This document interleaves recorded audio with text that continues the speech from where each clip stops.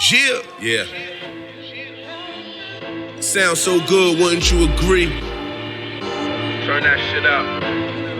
Shot for you, shot for me. Only the real can relate. Mike Fuego. House of Fire. Amazing Most. It's privy.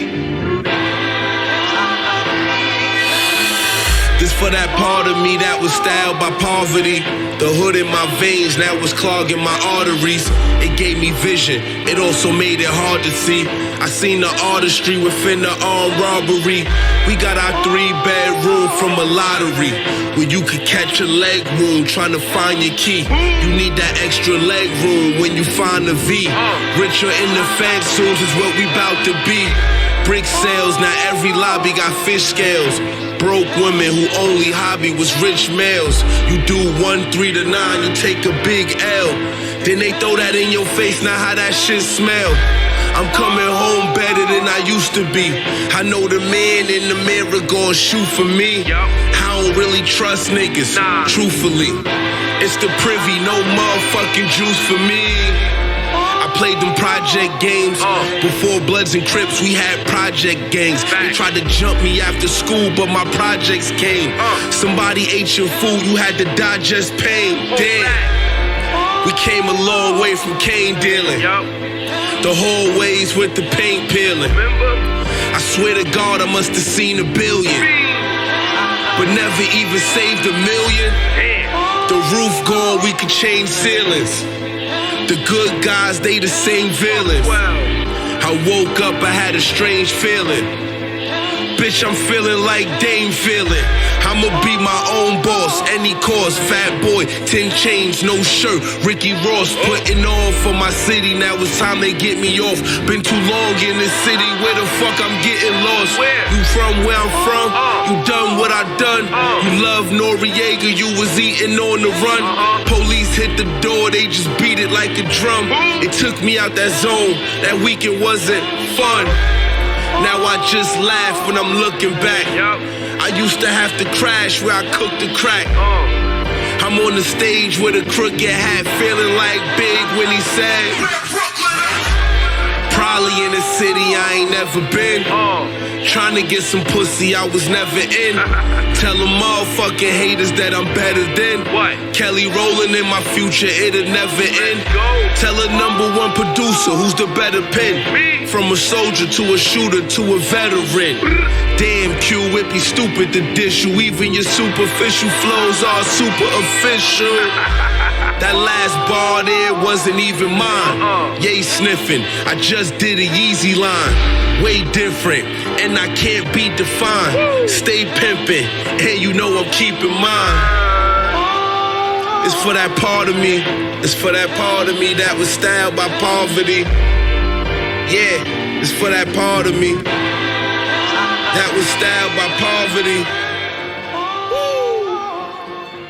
Mommy, I miss you.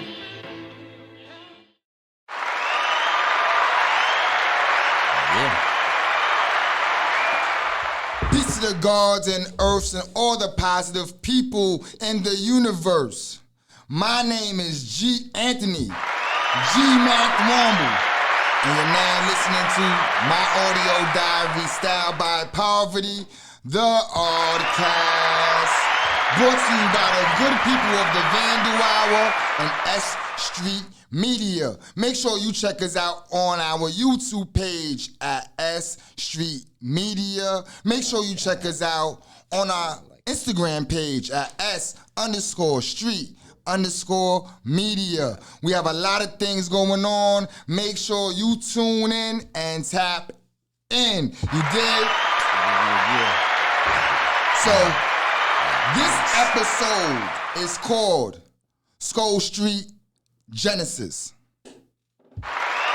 Now, for the people who watch my show, for the people who know me, I grew up and was raised on Scholes Street in Williamsburg, Brooklyn. You dig? 167 Scholes Street. You know what I mean? My whole life revolved around this street for a very long time. It's big. So I wanted to name this show Scholes Street Genesis because I have a person in the building, another Scholes Street general, another native son of Winsburg. I talk about him all the time. It's my cousin Justice in the motherfucking building. You're too kind. I'm happy to be here, God. Yo, man. Finally. Yo, we have a lot of history together. I was in 167 Scholes Street. He was 71. in 171 Scholes Street. Yeah. We spent a lot of time and hours on them stoops. You know what I mean? On them stairs, on our skateboards, on our bikes, playing in front of the front, what my mother used to call it. The front. You know what I mean? A lot of history, man. I talk about you all the time on the show. People know that, me being a creative person, the direct link is you. I am a direct reflection of who you are creatively. Wow. You introduced me to hip-hop. You introduced me to graffiti. You introduced me to writing. You introduced me to the arts, period. So, it is only right that I have you here, and it's only right that, I want people to know your story also. Okay. You know what I mean? Okay. And, I speak about you in high regards. I call you the Jizza to my Wu-Tang. And the reason why I say that is because the Jizza introduced RZA to the whole hip-hop world, the Nation of Gods and Earths, things of that sort. So he's kind of the foundation of what Wu-Tang becomes. And for everything that I do here at S.STREET Media and everything that I've done in my life artistically has been a direct reflection of what you shown me, talked to me about, I analyzed with you many hours, different mediums, whether it be music, whether it was movies, whether it was writing, all that came from conversations with you. So I'm here to give you your flowers while I can. Okay. You know what I mean? Because you never know. Life is crazy, man. Yeah. Life is crazy, man. Life is crazy, man. Nah, man, but at the same time, though, if you're going to say I'm Jizza and all this, man, come on, man. Look what you producing over here, Mr. RZA. You put it together. You doing it. Yo, man, I'm going to say this, man. It wasn't just one-sided. Let me put that out there. It wasn't just one-sided. Like, and I appreciate it. The seed, you planted the seed. Writing, acting, you was doing a lot of stuff. So let me introduce what my cousin and his accomplishments. And I'm going to say they are big accomplishments to me. And the people who was there during the times, it was big to them too. They may not be here to speak on it, but it was major. He was the person that was in commercials. So all the females, his commercial came on before soap operas. So all the females seen the commercial, used to say something to him. He was in the movie Bronx Tale, I'm going to say this, them years was crazy. Being a person, I got to see firsthand a person receive a check from them. You know what I mean? You all know who them is.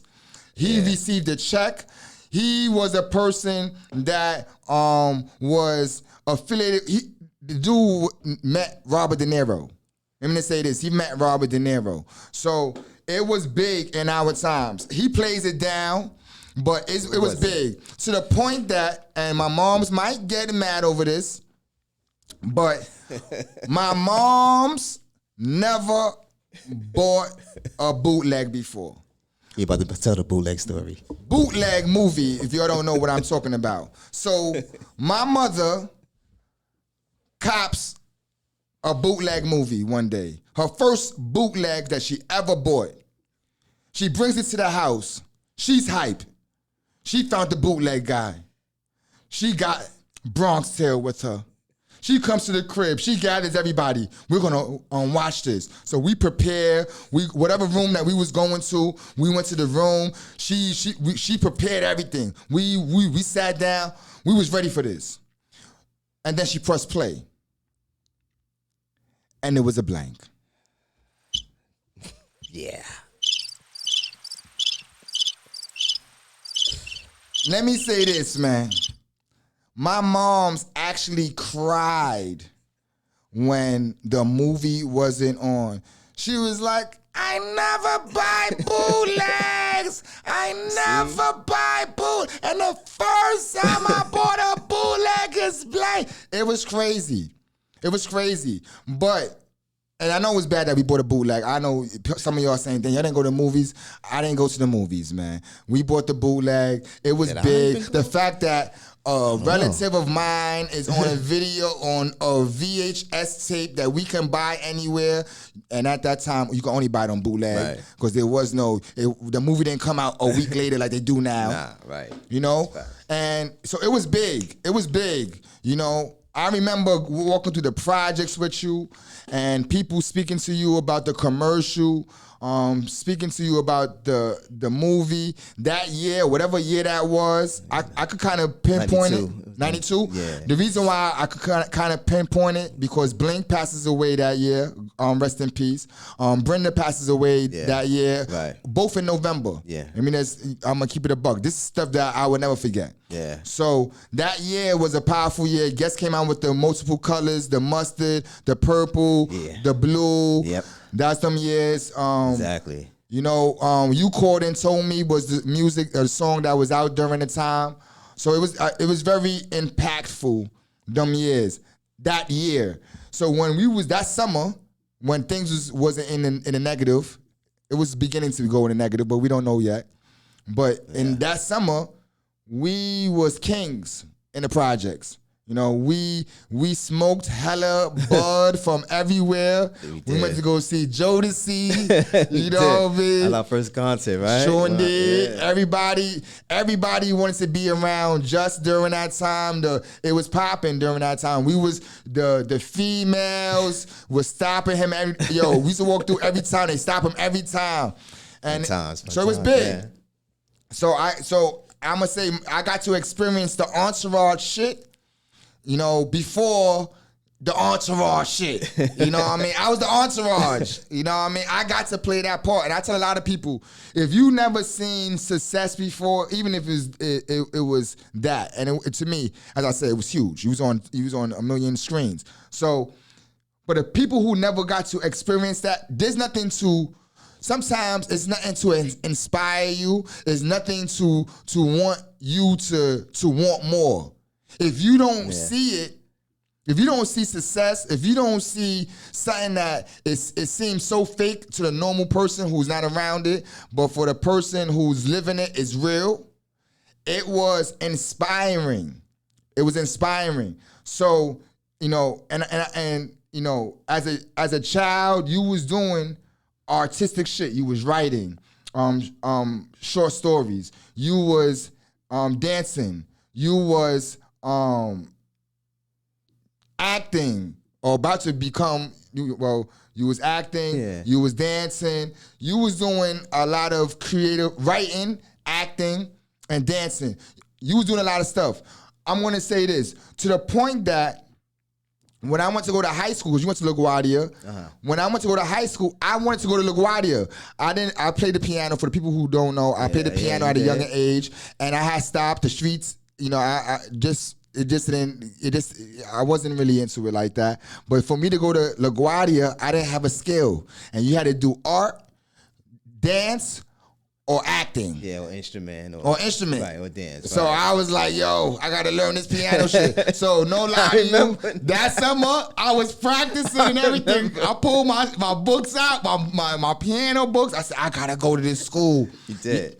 So I'm going to say that's the, you know, early as a child, early in our childhood, you know, he's 2 years older than me. So he's older than me. So I'm looking at things from a younger perspective. So that's why it seems it's different. The perspective at the time, I'm 7, 8 years old during these times, early years, and he's like 10.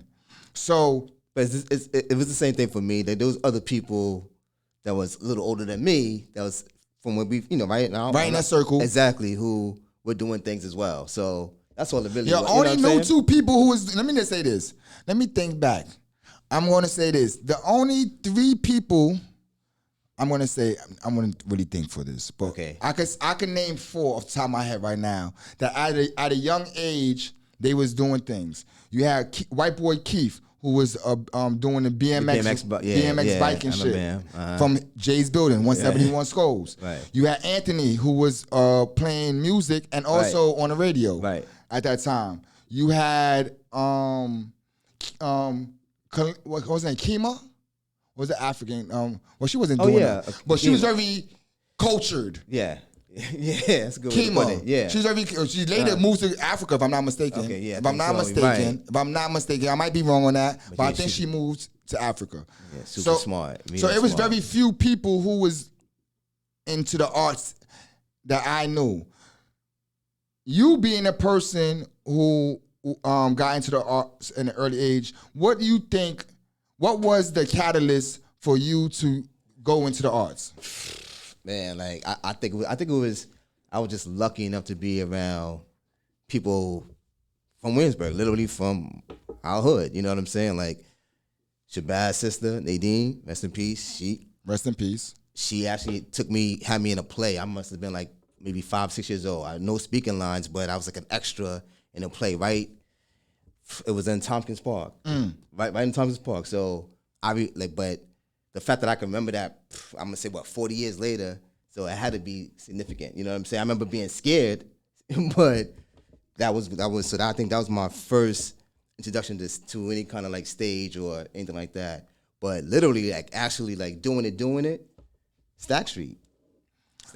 For the people that don't know Stack Street was a daycare. That's our daycare. Yeah, that was a daycare center right across the street. Turner. Yeah, right across the street from Block 1.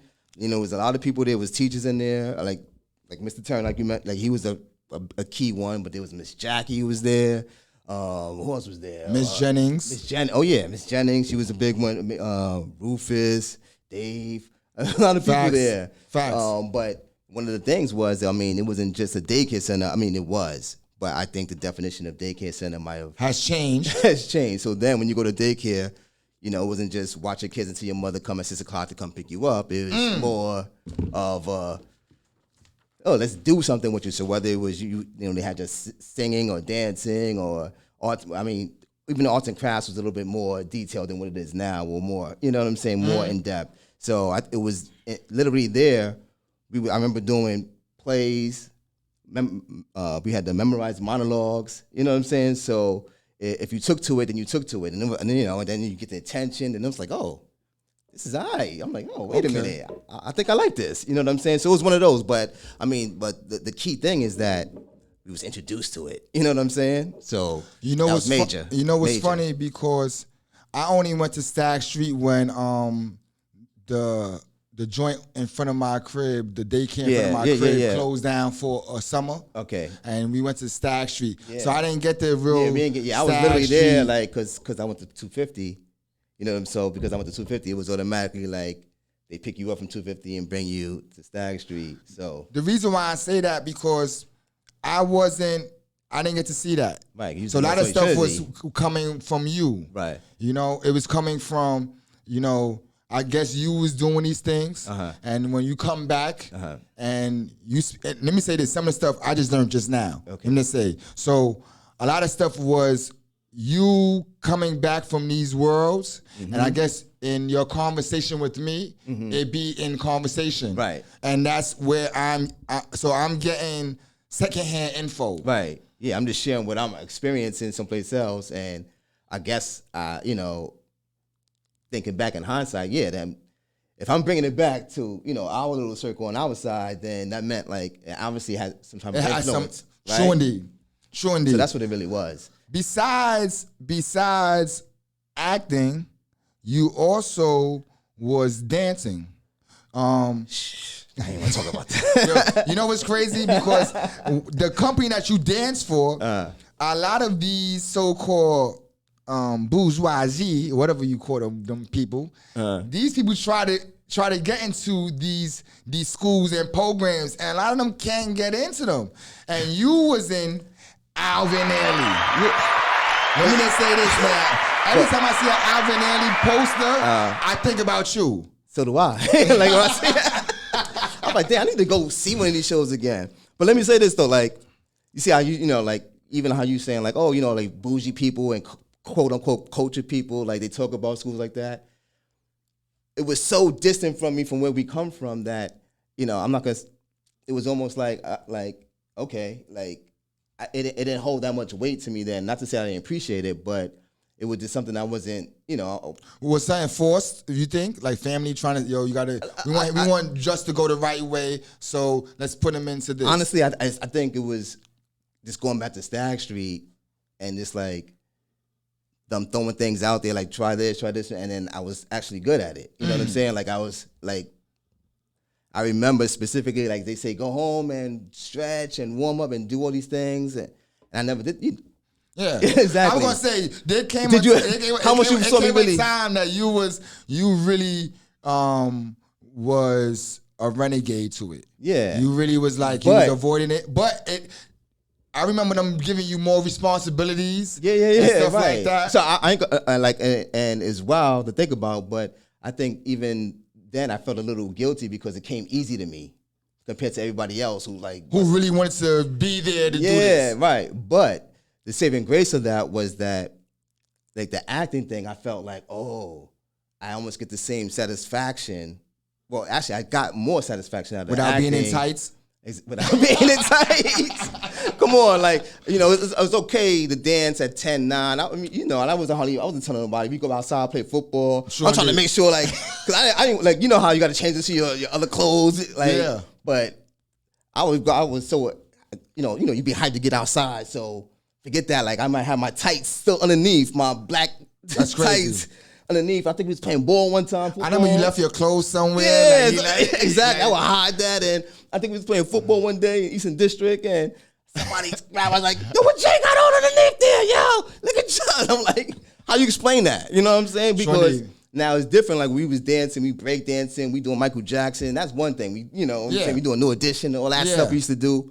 But you know, I'm not gonna sit up. You know, I don't want nobody to know I could do with 360 pirouette, and you know, like that's not it. And then by the time I'm 13, now it's a different ball game. Now, like, come on, man. I'm not really into this no more. Yeah. I mean, and it's not.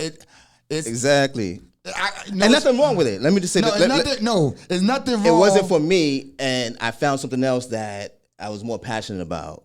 And that was the acting. And that was the acting thing. I'm gonna say this, writing wise, you know, for people who know, I'm a writer. That's my bread and butter, I would say, that's the thing I love the most. For sure. That wasn't even my natural thing. That actually comes from Justice also.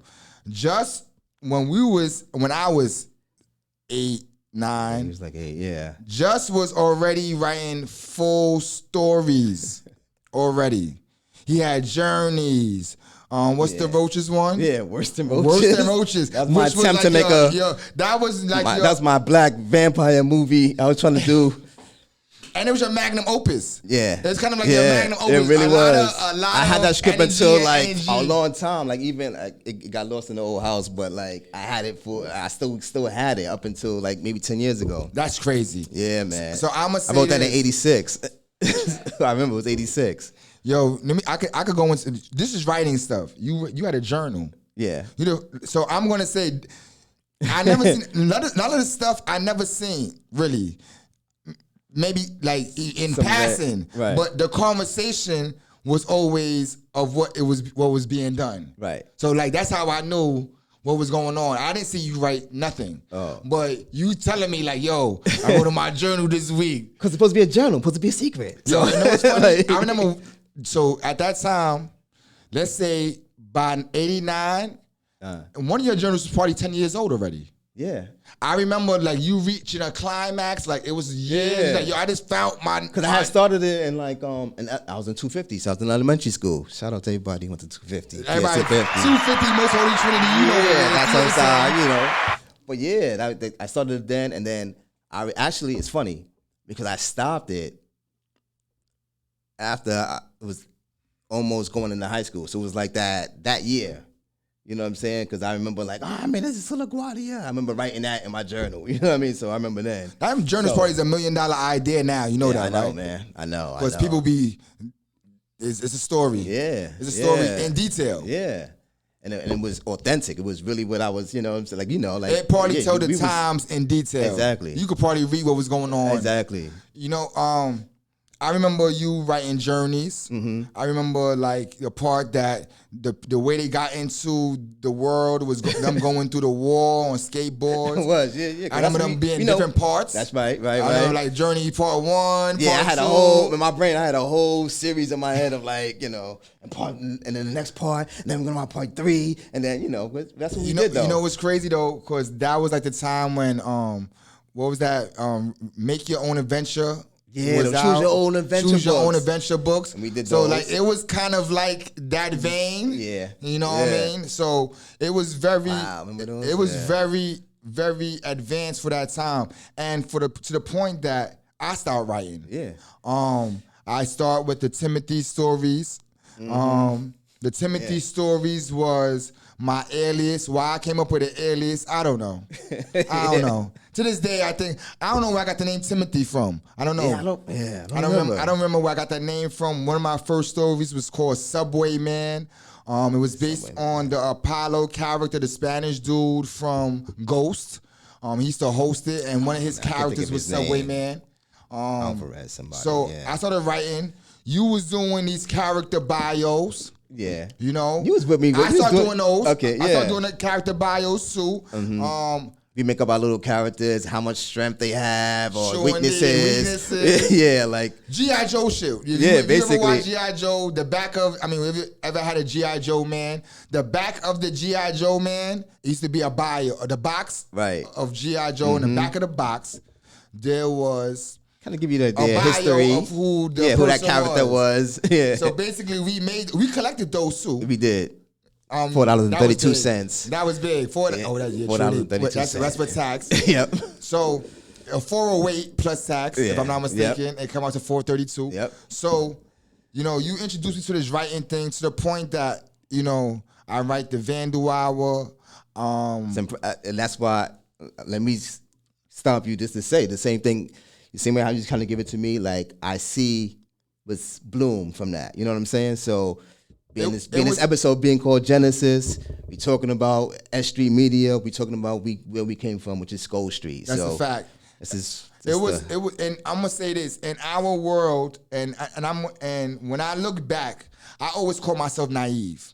When I speak to Ra, when I speak to a lot of my friends about the past, I consider myself very naive. I think I didn't jump off the porch really, and I was off the porch at a young age, meaning I was outside at a young age, but I didn't jump off the porch to about 13 years old, like officially, right?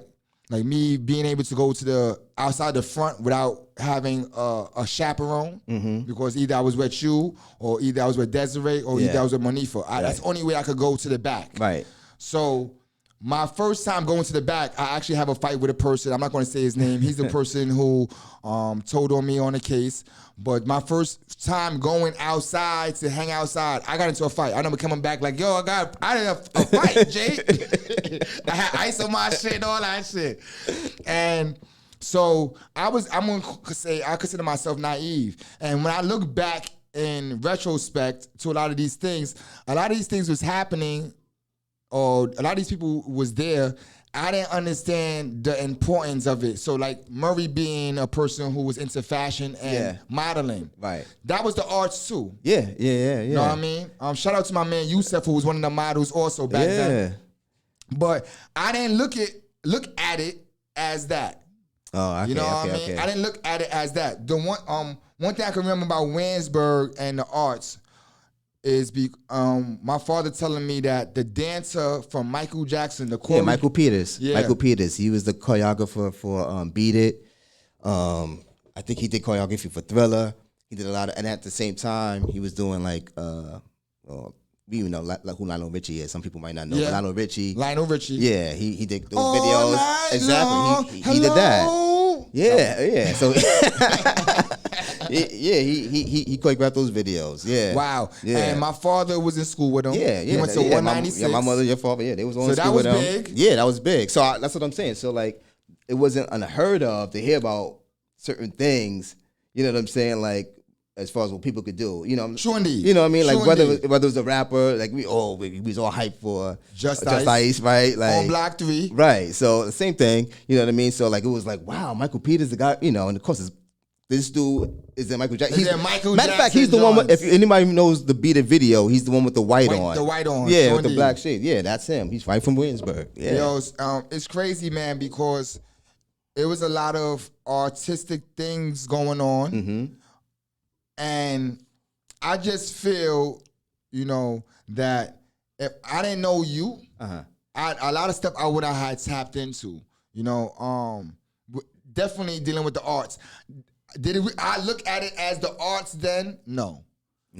That's the funny thing about it. In retrospect, yeah, they was doing entrepreneurial stuff. Yeah. Like my grandmother friends were selling Avon. They were selling the glass, the crystal dishes and stuff like that. You had people, entrepreneurs. Mm-hmm. We didn't use entrepreneur, the word. We didn't use the word arts. No, not really. Yeah, it was more just. It was almost like just extracurricular or just Extracurricular stuff. activities. But it wasn't, like if you were in after school or something like that, or even. Like summer programs, we didn't really look at it like that. I mean, and I don't know, it's because we had less things that's in terms of like what people have access to now, whether it's social media, whether just computers, period. You know what I'm saying? So maybe, I don't know if that's why, or just it could be twofold. I think it's actually twofold that, it's part that, and it's also part that energy, resources is not directed into the arts the same way. So I agree. Yeah, I agree 100%. You was the first person who wrote graph. True story. On our side, yeah, because it's a whole different world on the other side. He wrote Bug, and at the time, the funny part about it is, it was in a lot of places, and I'm laughing now. It was like, it would be like in the hallways, like all the hallways. Any hallways you was in. It's funny. I wasn't there when you was. A lot of time, matter of fact, I could have been. And now I think about it, I could have been there for a couple of times. Yeah, you should definitely but was. It used to be in different places, so that inspired me to write graph. Yeah, that was the whole point, right? You need to see it somewhere. Like, oh, he was here. That was the whole point. Did. And so I wrote many tags, but my first outside tag with me writing in the streets was black. I wrote black, and then the guard wrote black too. I wrote black 3. Yeah. We used to have a chant, black power. Yeah, we did. Black power. That's funny. When we was about to go black do black something, power, and it's me, you, and a Puerto Rican. That was crazy. Yeah. And we did it on some religious shit because we thought that whatever we saying it, like if we was about to be with some girls and dudes wanted to get their shit on, that was our shit. We would be like, yo, we'll go to the side somewhere and be like, you ready to go? Yeah. All right. Black power. Yeah, that was power. what were we thinking, yo? But that was So first person to I introduce might me have to to bring graph, that back. I might have to start doing that again. That's a fact. That's a fact. We could have started something. Oh no. First person to rap to me. He had a rhyme about the 3 little pigs. About the 3 little pigs. And it was the real 3 little pigs. The whole huff and puff and all that was in the rhyme.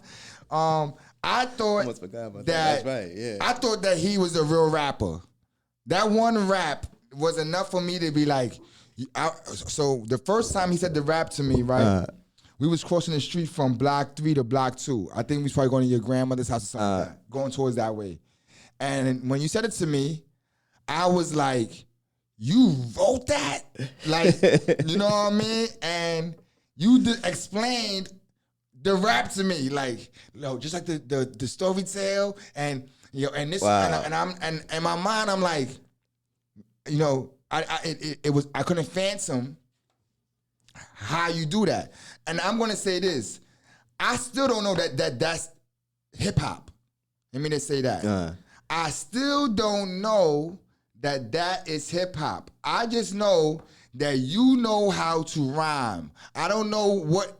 Okay, I see what because you're saying. I don't know hip hop is hip hop until I go to 1986 when I go to PAL and they play Dougie Fresh the show. Oh, show. Yeah, that was one of the. And that's the first time I say, "Oh shit." Okay, but you know what? We heard it because we was no. Let me say, Monifa came back from Uptown with it. Let me say, I always explain this. Okay, there's certain things that we was doing hip hop already. Yeah, we was breaking. But I don't know that's hip hop. I got you. I see what you're saying. We break dance before that because it's the culture. We just doing what we what everybody's doing. Right. I don't know that the culture is hip hop. Right. We was rap wise, music wise. Monifa had Sucker MCs. That's 82. Yeah. Know what I mean? She's playing records hip hop. Yeah. But I still no. So she's playing music. Right. But I don't know. It's hip hop. I'm gonna say why I say that. I liked Sucker MCs as much as I liked New Edition. Right. Because to you, it's just music. It's music. Yeah. Yo, little brother. Right. You know, the rapping Duke. Mm-hmm. I don't say that's hip hop. I'm saying it's music. It's coming on the radio. Yeah. And that's the song that's coming on the radio. Right. I remember back in the days we used to pick up little trinkets, and when the water hydrant water ran, it used to go past the cars, and we used to take stuff and we used to go to the corner of Scholes and Graham Avenue, and then we'd drop it in the water, and matter of fact, we'd start in the middle of the block, right, and then we'd run that way with the stuff.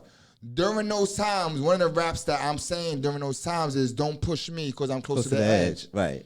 I don't know that's hip hop. Right. What makes the connection to me is in 1986, I told the story on Style by Poverty. The show comes on. Not the show. Yeah, the show comes on. Okay. The Inspector Gadget beat comes on. Right. I think that blew my mind. Yeah, we lose it. I remember. That blew my mind. Yeah. And then I asked, what was that? Right. So now I'm something. So we already did all the hip hop stuff already. Yeah. We writing graph already. Yeah. We already break dancing. We already listen to rap music. Yeah. But I don't know that. We already dressing like it now. I had a nameplate belt. Yeah. I had a V-neck bomber. Lee's. I don't understand the culture into the show. The show puts it so now Monifa starts speaking about because she's Dougie Fresh. Right, because she's coming back from Uptown. Woo. She's coming from Uptown, so that's a big thing. You know what I mean? You're going Uptown, she coming back after, being at grandma's house, up there for like a week or whatever it was. And she's soaking up all that Harlem info. That. And she's coming back to tell us about, the song. How do I learn everything was somebody coming back, leaving the world. and coming back and presenting it to you, right? the world to me. Right. So that's deep. Now I hear the show. It's a culture. I understand, all right, this all goes together. Right. This all goes together. Monifa now is speaking to me about seeing Dougie Fresh Uptown. He has a crooked eye. That's what she says to me. He's one of the eyes is fucked up. I remember saying that. Yeah. And I'm seeing her dress to the. So now we already was dressing like this already. Right. But now I see. When I probably see a video or something, I must have had at one point, it must be High Tracks or something. I see a video that I see that they dress a certain way. The people who do this is dressing this way. You know what I mean? Boom. I already had leather pants and cowboy boots years. So, all right. I'm already seeing Melly Mel and all of them. Right. And you look, and that was the shit. I asked my moms for leather pants. She bought me 2 pairs of leather pants. They was pleather. You know what I mean? I wore them outside to play, scrape my knees in them and all them shits, and leather. And I had my cowboy boots. I had 2 pair of cowboy boots, if I'm not mistaken. And the brown ones was my shit. So I'm mocking the dress, but I don't understand that it's a culture that of the dress. I see this is how people dress during that time. Yeah. When I'm dressing like this, you got the Spanish people with the clips with the feathers. That's during that time. The bandana, that, you know, because even when he first starts she had doing the it, bandanas on, every day this is so I start seeing that as a culture, you know. So, but you introduced me to the culture, you know, and to the point that we start rapping. Yeah, we did. We was making tapes and everything. We had tapes. I wrote these down. We was first the Berg Boys. Berg Boys, yeah, that was me, you. And then we let and Gerard come in. I'm gonna tell you, and he was fire. The reason now, I'm gonna say this: Jay wrote my rap. Let me just say that I still didn't figure out how to write rhymes yet. Yeah. So the Berg Boys is crazy because we named ourselves after the projects. Yeah, we was the Berg Boys. Yeah, it wasn't Williamsburg. We was the Berg Boys. The Berg Boys. To me, looking back in hindsight, that's weird. Yeah. Because we understood that we was in the projects. Yeah. Let me say this, not in the projects. We understood that Williamsburg was a community. Yeah, that's our home, right. Because I still call my apartment my house. Right. You know what I mean? Until one person checked me at a later age, I didn't understand that. That's crazy. I partied in high school. That I don't live in a house. I live in an apartment. I didn't make that connection. distinction. Yeah, the distinction between the two. That's the naiveness that I was talking about. That a lot of stuff I was naive to. A lot of stuff that was happening, I didn't really understand the depth of it when it was happening. Okay. Because I'm around older people. Right. You always So were. I'm the youngest one out of the group. So, or one of the youngest ones. So everything is coming from secondhand. Yeah. And I don't really get it. Like, so you might be saying words that I'm like, I don't get. You know what I mean? Yeah. You know what I mean? It's deep. So our first, go back to our rap group. We was the Berg Boys. Me, Gerard, and Just. Yeah. Just wrote my rhyme. My name is Snitchy D. Yeah, in the place to Snitchy be. D. When I rap, people cried around me. Let me say this too. Sidebar. I wanted to speak about this today. This is funny how life plays out. So I wanted to say this out loud. And I spoke to Ahmed 2 weeks ago about this. Okay. So let me say this. My rap name was Snitchy D. It was. So let me speak about my nickname. Oh, right. I had a Let's nickname. let's get to this. No, what's funny? I plan to say this today, but not because of this. Okay. So that's funny that. So It's I want to speak up. about this because there's probably some hating ass motherfucker. There's somebody from my past. There's somebody who doesn't like me. I don't know who it is because I love everyone. But there's somebody who doesn't like me. And they're going to say, his name was Snitch back in the days. Right. Let me say this. I still hear the name to this day, number one. Number two is I was in prison for my last bid. And before I went up north, I'm in a cafeteria. One of my peoples came in from Block 2. My man Booby came in. And he said, yo, Snitch! From the other side of the Why did you do jail. that? And I told him to come next to me, and I chewed his ear off. And I'm like, yo, boy, what the fuck? He's like, my bad, math, my bad. So let me give you the explanation real quick of let's clarify the that. word of my nickname being Snitch. In 1986, I was being called Sneak before. They used to call me Sneaky. I was in PAL. I was in a basketball program. We used to play Hot Piece and Bacon. And when you play Hot Piece and Bacon, they call the numbers. And then sometimes they call all the numbers. So when they used to call, first of all, I was one of the fastest people in my projects. One of them. There's people who are faster than me. Jay being one. Horse being one before also. And there's a Puerto Rican girl or Dominican girl. I forget her name. I spoke about her on another episode. Her brother Coco. If y'all know who I'm talking about, make sure you tell me. She could beat me in running. She could be with us too, but not she be with Donati and Glady. Yeah. So, you know, Sneaky. My name was Sneaky. So what it was is I was very, very fast as a young person, and they used to play Hot Piece and Bacon. When we play Hot Piece and Bacon and call all the numbers, everybody would surround the pin, right? Everybody surrounded, and I used to go between brothers' legs or between brothers. They never really paid attention to me. And I always got it, and nobody could ever catch me. So I used to always take the thing. And it's like, this sneaky motherfucker got it again. The person who gave that name to me was Uptown. My uncle, who I spoke about last episode with the 52. I talked about my uncle knew how to do the 52. Yeah. That's who I'm talking about. My mother asked who it was. That's who it was. And I wasn't sure. I was about to say I wasn't sure if it was Up or if it was, it was Uptown. or if it was Eddie. It was Okay, Uptown who okay. gave me the name NPAL because he was in the Yeah. he was in basketball with me. Right. And so that's what they called me for a little while. I probably got through this maybe a year of being called Sneaky. You know what I mean? They be like, yo, Sneak. That's the short version. Yo, Sneak. That was Uptown. Right. Eddie Green Eye Eddie, rest in peace. Yeah. So what happened was, Ahmed heard Uptown call me one day. So at that time, the older kids used to always borrow our bikes at that time. Yeah. So and never bring it back on time. They said take it for a long time. So this is what Ahmed said to me, that always which was true. This is what Ahmed said to me. This is where he said you used to always get mad that we took the bike and you used to say you're gonna tell your moms. So when in one of the times that he was joking with me, he said, "Hey, the sneak turns to snitch." And let me say this: there's people who's been calling me that that's 86. Yeah. So that is 34 years. You know what I mean? I never told on anyone. I got the name. Right. I got the name to clarify. when I was a child. Yeah. I wasn't doing crime at all. Right. You know what I mean? Yeah. So for anybody who think that they got something, the people call me. If you hear somebody say, "Oh, you talking about snitch?" They saying that because as a child I was that means they snitch. knew you then. Yeah, that's all. I never told on anyone. So I just want to get that clear. So we let's go back to this rap shit. Yeah. We was the Deuces Wild, Yeah, we Complex Deuces Wild. Elements, It was Complex Elements. and Empire of Casualties. Yeah. Yeah.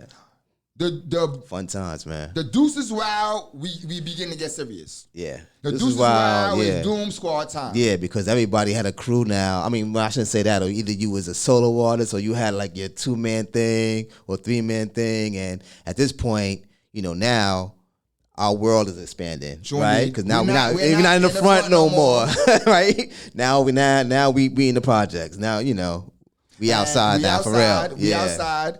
And this is the rap days when you really had to like You had to have bars. you had that bars, you had to be outside, and if you saying you rapping, then I mean you had to have raps. Sure indeed. Right? And I'm gonna say this, and my goal, I was already rapping before Doom Squad. Yeah. But when Doom Squad happens, and But yeah, you gotta explain who's Doom.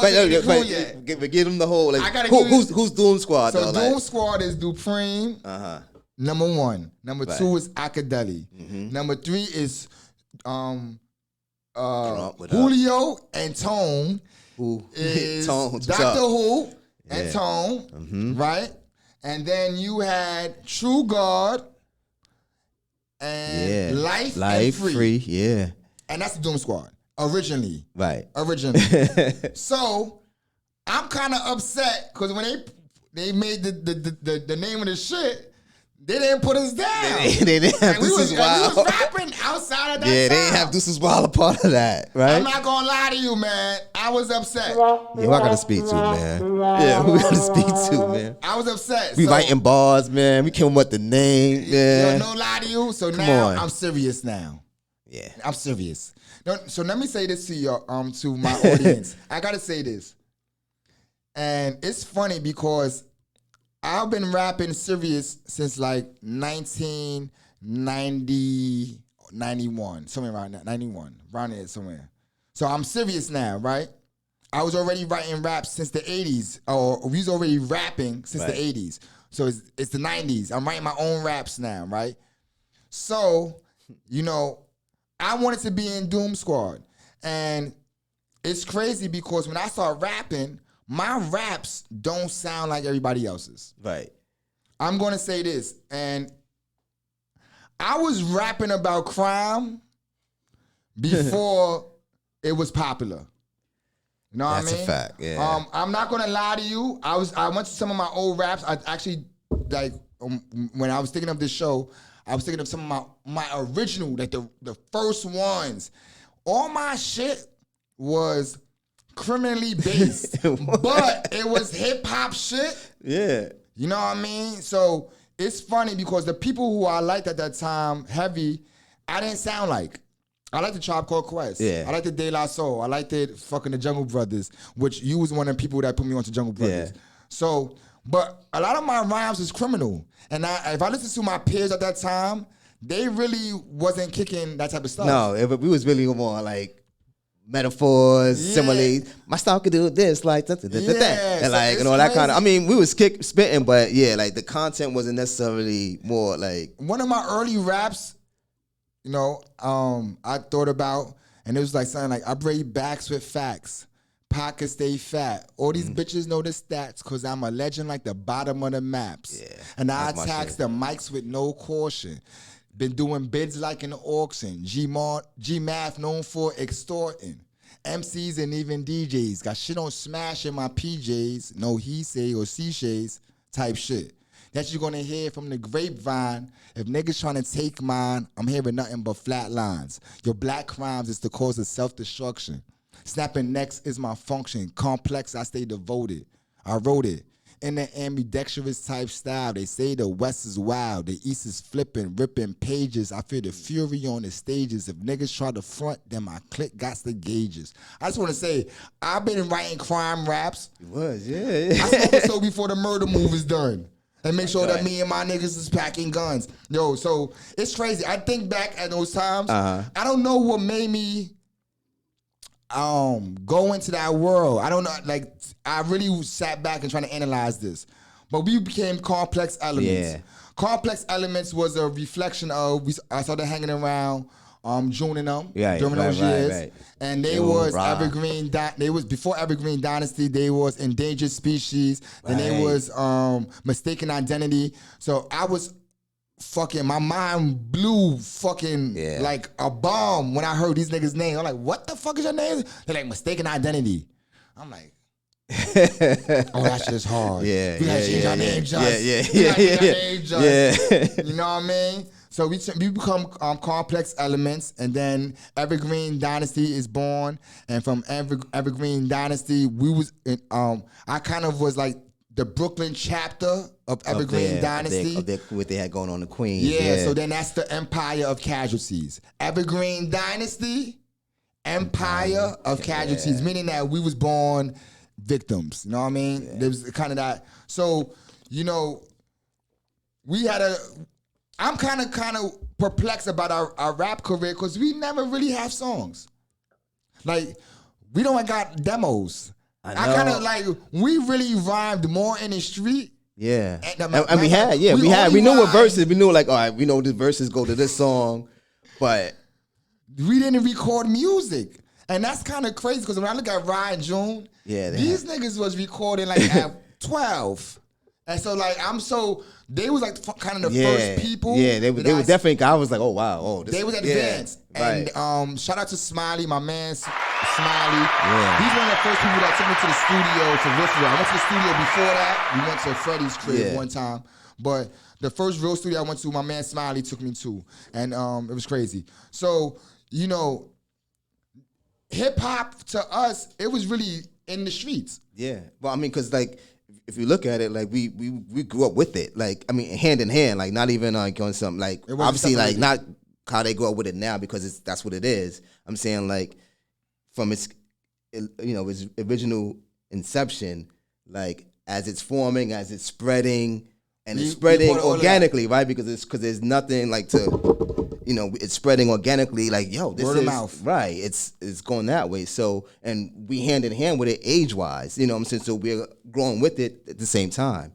So that's why it never really felt like. No, you know what's crazy, man? Because I feel, and this is retrospect. I feel now that I was more into live performance than actually making music. Process and like just trying to like the process of writing a rap and then performing it. So now when I think of my creative genesis, my creative genesis is kind of different from yours, I believe.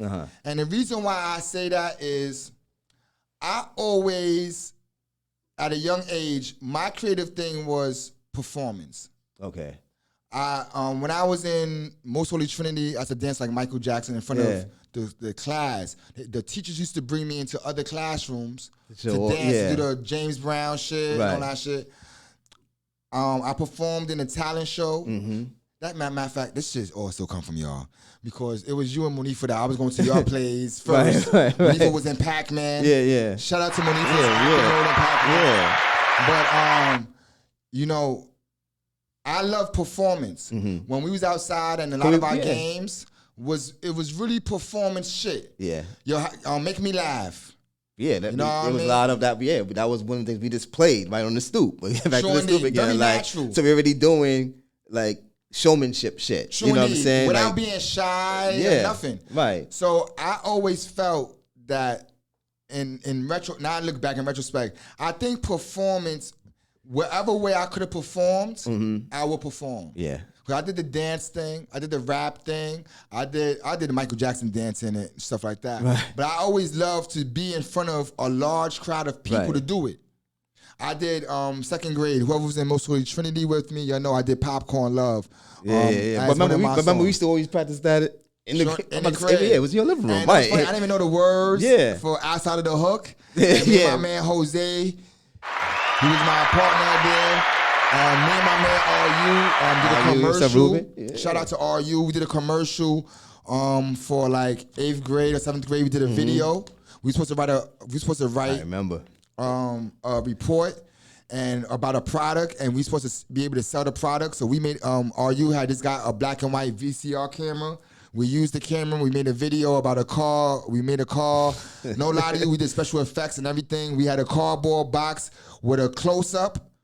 And we had the road of a street and trees and stuff. And we had we put the car on a pencil. We glued the car on a pencil, and we made a hole through the road in the cardboard box, and we moved the car through at a close up. And then when you pulled back, it was us in the car. Real shit. No lie to you. RU just reminded me of this a couple of Wayne's birthday. It's funny. We always was into performance if the school had a talent show, we want to rap or we want to dance, we want to break dance, whatever. So I was always into performance. Right. That's my creative buzz. I don't think that I in those years that I did anything that I created to perform. You understand where I'm coming from? Okay. I didn't write no poetry. I didn't. We was writing raps during that time. That time. But a lot of stuff was just me performing someone else's shit. Yeah. Like, that was really big to me in that time. So, it's crazy how the creative bug, I'm going to reassert, that creative bug came from you. In our childhood, man, outside of the arts, we was just outside. Yeah. We also built clubhouses, we did, and go-karts on a regular basis. Man. You know, we did, on a regular basis. Yeah, and our go-kart, not for nothing, man. Our joints got intricate, man. It wasn't simple shit. Yeah, man. You know, we used to watch Little Rascals, so you know, we was inspired. At least I was. You know, like, we can't just be a regular go-kart. Put it this way: we'll spend a day putting together these go-karts, right? We would, man. Right, the whole day, right? Yeah. And the whole thing was to bring it to Eastern District Hill to test it out. Yeah, just so we could ride down it. So you spent about 9 hours outside all day putting together this shit. Hammers, and nails. Then you get to the hill. You don't know if your shit work or not. Yeah, let me say this. Yeah. And a lot of people... We can do a little test run on the, like right there. Make sure you get on the black, on the tar. Sure, somewhere on the block. A little test run. Yeah, but... Not too far. Nothing strenuous. Right, make sure we'll stay on, that type of shit. Yeah. But... And then we'll go to... And no, it's funny. We'll walk through the projects. Look at the project's full. Yeah. Project's full. Yeah. We be walking through the projects with our strings on our go-kart. Yeah. We're like, where y'all going? We're like, do our go-karts. And we'll go to Eastern District. And this is a test. Let me say this. A lot of people, go-karts didn't make it down the hill. Yeah. That's how you find out. That's how you find out. This shit work. And let me say, I don't want to say no names, but I done. We done got up the hill, and now it's time to go down. And while you riding next to somebody, and they boom, boom. Break down. And you keep. Wheel come off. Or... Yo, let me just say this. Justice was the only person with the smallest go-kart. The go-kart was like the size of an arm. I was trying to go for the aerodynamics. Yo, let me say this. He said that during these times. Like, I'm trying to go over I'm looking at bobsleds in the 86 Olympics or whatever, 84, whatever it was. Yeah. Right? I'm looking at everybody else. It's like, all right. High shit. Yo, high shit is some thick. His shit was, Jay's shit was called Serafina. It was called Serafina Sky Fox. Which was the play that was out at the that time. Serafina. Which was a video game that we played on computer. Sky Fox, yeah. So Ivan's shit was like a big, thick board. Pause. The domino, right? Domino. He had big wheels on his shit. Now, you know what's funny? He built it like a tank. Yeah. And he so it could hold the most people. You know what's funny? He thought that this shit would not go, it's gonna go through everything. Like, I'm not, this shit, so now, and I built my shit was called White Boy. Yeah. My shit was the basic. But it was also spray painted too. Like, it was spray painted white. Yeah, it was spray painted white. I spray painted white. That's the only paint my mother had in the house at the time. Right, so. I stole it from the crib, probably more than likely. He was in the under next to the Clorox. And Gerard also built his go-kart during those times. My man Cheese was another person who built his go-kart. He's one of the people that his go-kart didn't make, both of them. Yeah. Their go-karts didn't make it down. Yeah. So to answer all questions, who go-kart was the best and rode the fastest? I'm going to say it was Jay's. The last time it might have been yours though. You was out. My shit lasted. Yeah. That was big. Yeah. But your shit was mad. I was trying to be bare bones with it, yo, like, you know, with the crate on it, and my crate, and Jay, yo, the strings. I mean, I remember I had my little brake. I remember I had my brake. I used to use y'all know this. Y'all know the metal rod from the curtains. I broke a little piece of that. That made my little brake so I could make sparks. With sparks and everything. And then fire. He turned too at the end. Like, that's how I finished my race. That was my signature move. Jay shit would be last coming down, and then by the but if you get in that, see if you get in that bobsled position, you get in that joint. Aerodynamics, baby. Aerodynamics. Yo, Jay shit was the best. And we can see if you can make it to your shit was good. If you can make it to the bleachers, that's you can make it to the bleachers, which is a far from where. But see, I think that's why I think that's why high joint worked at, because the weight of it could keep going. Even though it's crawling, that shit just like, but it's gonna keep. So distance, he might have won on distance. He made it there. But yo, we built go-kart, the clubhouse. Yeah, but that was also creative. This is all creative things. Creative shit. Man. We made clubhouses. The clubhouses. We had a few clubhouses. We had a few. Shout out, I have a cousin, my cousin Ralston. He was in our clubhouse. He had a rap. The older kids hijacked one of our clubhouses. Let me repeat what I just said, because y'all might have not heard that. I might have said that too fast. The older kids hijacked our clubhouse. Yeah, that happened. Our clubhouse was so sound. This was one of our best ones that we did. Yeah, we probably could charge rent now. Yeah, housing destroyed our shit. Yeah, housing took it down. Yo, the shit it became a trap house. Basically pretty much. Let me tell you what happened. It was a clubhouse for us. You know what I mean? We had girls in there and all that. I'm not gonna say no names, but we had girls in there. Our shit was built like when you go to school and you eat at the lunch table, and you got the two sides of the table, like the two benches. Our shit was built like that inside. We had we would be sitting across from each other. Right. And it'd be a long bench, like it was crates, or go across one way. Right. So our shit was like really built on like an architect shit. Yeah, we had lights and all that. Remember? All that shit. Yeah. And it was in front of my windows. Compartments so and shit. Right. Yo, the older kids, I'm not gonna say no names. They bum rushed our shit while we was in there. The girls just left. And I guess they seen the girls in our shit, and they bum rushed our shit. Niggas took over our shit. They made us rap. We was in there, they like, rap, little motherfuckers.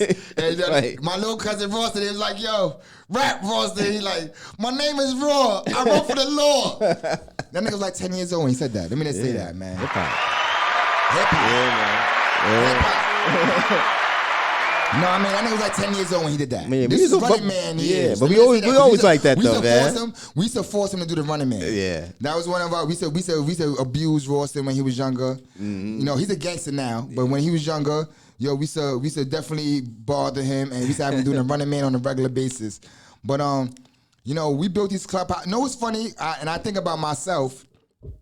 For a lot of these clubhouses and a lot of clubs, I was into clubs. I always saw the club, the comic book club, Yeah, comic book. the Nintendo club, the Skater club we the had, skating rollers, club. So I'm gonna say Skate this. Troopers, bicycle. We had a bicycle club. Yeah, I was a follower during then. Okay, yo, right, y'all right. ran that. Yeah, Y'all yeah, ran those. yeah. You still had Y'all training ran wheels. You might still have training Yo, wheels then. when we used to roller skating one. Yeah, and the bicycle one too. When we used bicycles, I still had a big wheel. Yeah. So, yeah. It that's- was. Yeah. so y'all the leaders. Okay. Y'all the leaders. In the later years, and I started doing these clubs like our video game time. Yeah. I'm making up these the comic book club, the baseball card club. Yeah. Oh, yeah, The that's Nintendo right. Yeah, club. yeah. You had to beat 2 games to be in there. Yeah. A lot of niggas couldn't be in the club. I felt that I had like a natural leadership. Yeah. Shit. Definitely organize it. Definitely to organize. I still don't know what my talent is because I don't really have a talent. But I had weird shit. I was definitely an organizer. Yeah. Like I always wanted to we got to pay dues. Yo, we need money Yeah, to right, buy right. stuff. Yeah. At the We gotta end put of our the money together like, when we go to the store and then we come back with a whole bunch of Yeah. candy. Like we put up, we One was of my always. clubhouses, we got robbed for our money See? too. Yeah. Shout out to my uncle Muggs, who Yeah. saved our money. Yeah, Muggs.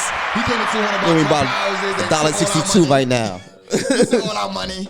He took all Yeah. our money. I remember that too.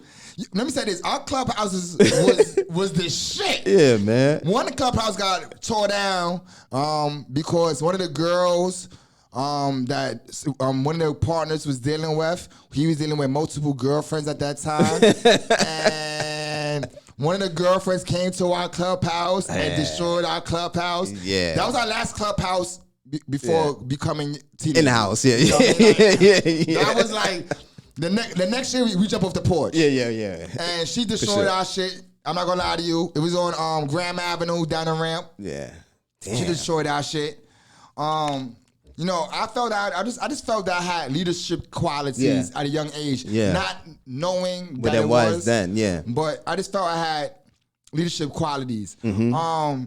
So there comes a time that you leave Scholes Street Okay.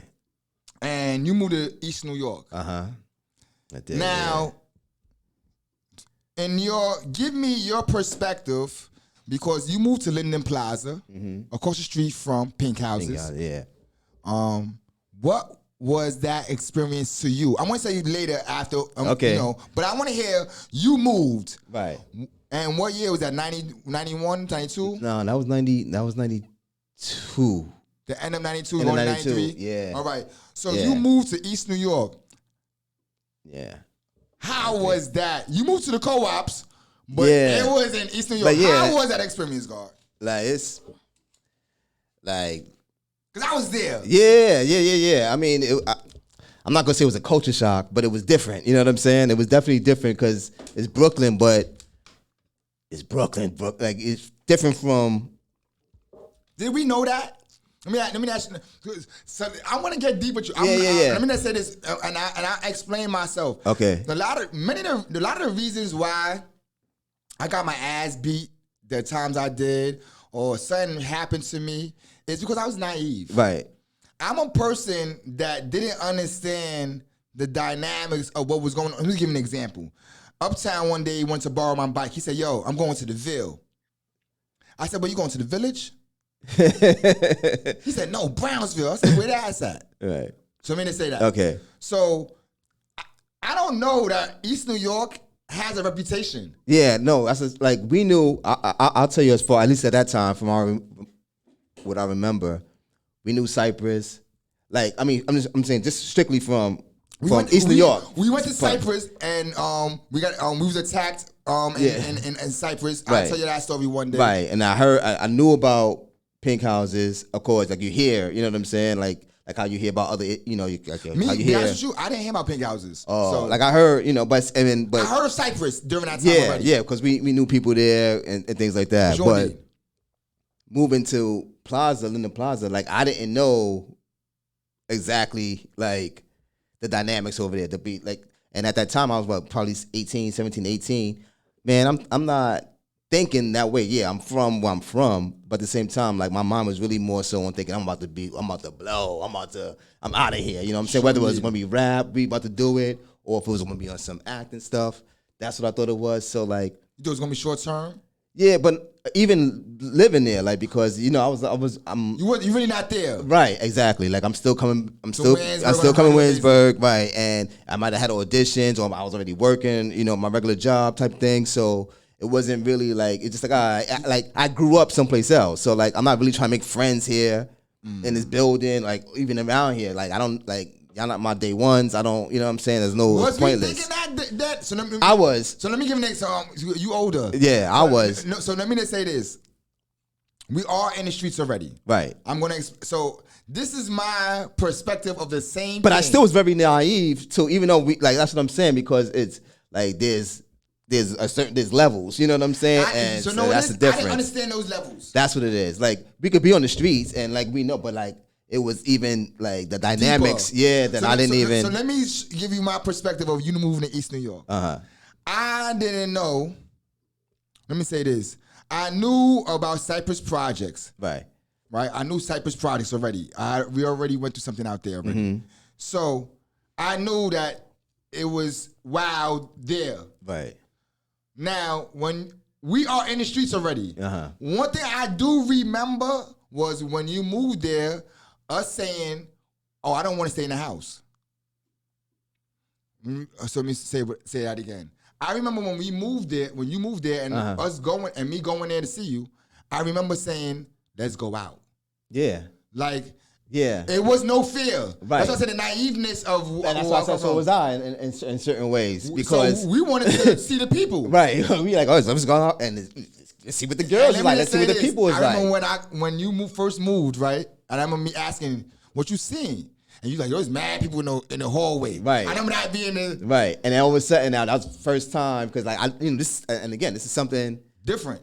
And being naive to like, I should have thought about what happens when you move someplace else, because I know how we do if somebody else come to a project. We know that. So now I'm like, it's flipped now. Like now I gotta do that. Noticing it though. Right. Because now I'm like, oh, I gotta do with this every day, or like, oh man, like.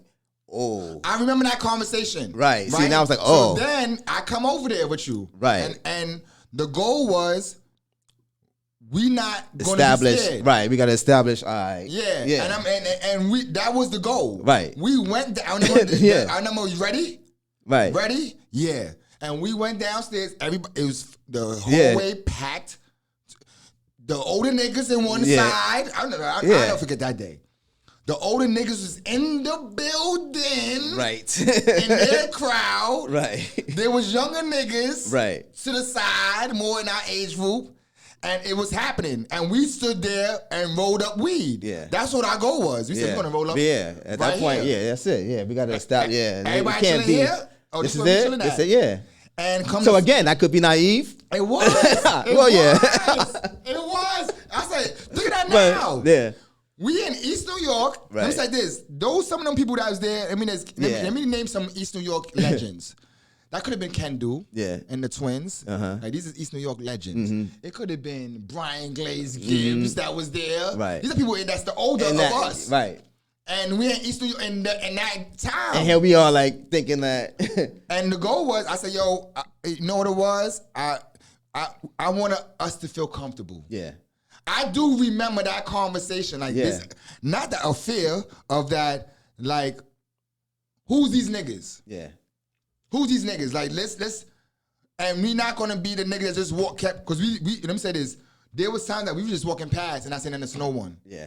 Like, we go on our weed mission. Before that day, we probably spent a week of, a couple of times of just passing them. Yeah. Definitely. You know what I mean? And one day we just like, I know I did for sure, even by myself, because I live there now. So or I'm coming home late from Williamsburg. So yeah, that was an everyday thing. Yeah. And let me just say this. Coincidentally, our first time being there downstairs, and let me just say this, a hallway packed of niggas, pardon self, of a hallway packed of people. A person we know is there. Ty is there. Ty was there. A person You saw Talking who Shit, we right? know from Williamsburg, a person we know from Williamsburg is who's older than us, and he kind of latched on to us. Yeah. He was with me all the time there. Yeah. You know what I mean? He kind of latched on to us. Where did Lenny live at? He lived right next door to me. You're lying. Yeah. Oh, wow. Yeah, that's the only reason why I I forgot was about that. Yeah. So, you know, we meet people. What's the guard name? Latik. Yeah, Latik. My man Latik. K. Yeah, K. You know what Shout I out mean? to K. It was her birthday just passed a couple of days ago. Well, 2 weeks ago. So yeah. we meet people there, and it becomes a normal thing. Yeah. We mix and mingle in there. Uh-huh. I do remember this. I'm gonna give you one situation when it got to a certain time. I think I know where you're going. This may be you being in like 2 years. Yeah, later. at least a year. Yeah. At least a and year. I think I It was take winter. Maine for the first time because Maine used to come with me. Uh-huh. That dude used to Oh, come yeah, with me, yeah. right? Yeah. So, and he comes. Over a year then. Yeah, I know what you're And talking we about. like, you had your weed, you started growing your seeds on Yeah, the my little weed terrace. I plant. remember that. Yeah. And it was time to go get roll-ups. Right. This is like 3 in the morning. Yeah. 2, 3 in the morning. And I remember we was on your terrace. And so we was like, I think we picked the wrong so store. we was that like, day, huh? yo, who's gonna go to the store? And yo, so niggas like, I said, fuck it, I'll go. I was like, where the store at? He's like, right there. And no lie to you, there was like a line. This is when the window just, Yeah, the man. window, let me say this. There was a time when the store closed. Right. When they say that, there's a lot of your young people who may not know that. Oh, right. I didn't even think about that. That's But true. there was no window. Yeah, it was no 24-hour shit. Yeah, spin the window now. So like 92, 93, it begins. And let me just say this, a lot of death happened over the window in so many places. Yeah. You know what I mean? So that was crazy. You know what I mean? So niggas didn't want to go to the store. Let me get real with you. Niggas like, fuck that. Fuck that. We gonna roll some paper. We roll some paper tonight. You know what I mean? So East New York, man, the reason why I want to say that story because a lot of people be talking this gangster shit. Right? A lot of these people talk this gangster shit. So I like to say a lot of stuff. And it describes me. People like, yo, you a gangster. Nah, I just think that my mind don't be in the places that a lot of people minds be at. Yeah. When I walk into the room, confident in who I am, right? Yeah. And that's not no super thug. As you should, yeah. You know, I walk in confident. You know, I'm confident. So I walk in, and I'm gonna greet anyone with peace. If any person has beef with peace, then more than likely I'm gonna have a problem with you. So I know who my enemy is off the bat, usually because of that. But I go into places, you know, I never felt, I grew up, let me shout out my mentor, Dupree. Dude, what up? And the reason why I say that is Dupree is the person who taught me who to be. Oh no, let me put that, I'm saying that wrong. He gave me the outline of what a dude supposed to be who's outside, right? And I'm not talking about selling drugs. I'm not talking about shooting people. I'm talking about a person, you live in this environment and how to carry yourself in this environment. Right. So a lot of my teachings came from Dude. And Dude was a person like, I don't think there's any proof of Dupree running away from some situation. Like, you understand where I'm coming from? Like, I'm talking about guns, shootouts. Yeah. The nigga not running. Right. You dig where I'm coming from? Blink, rest in peace.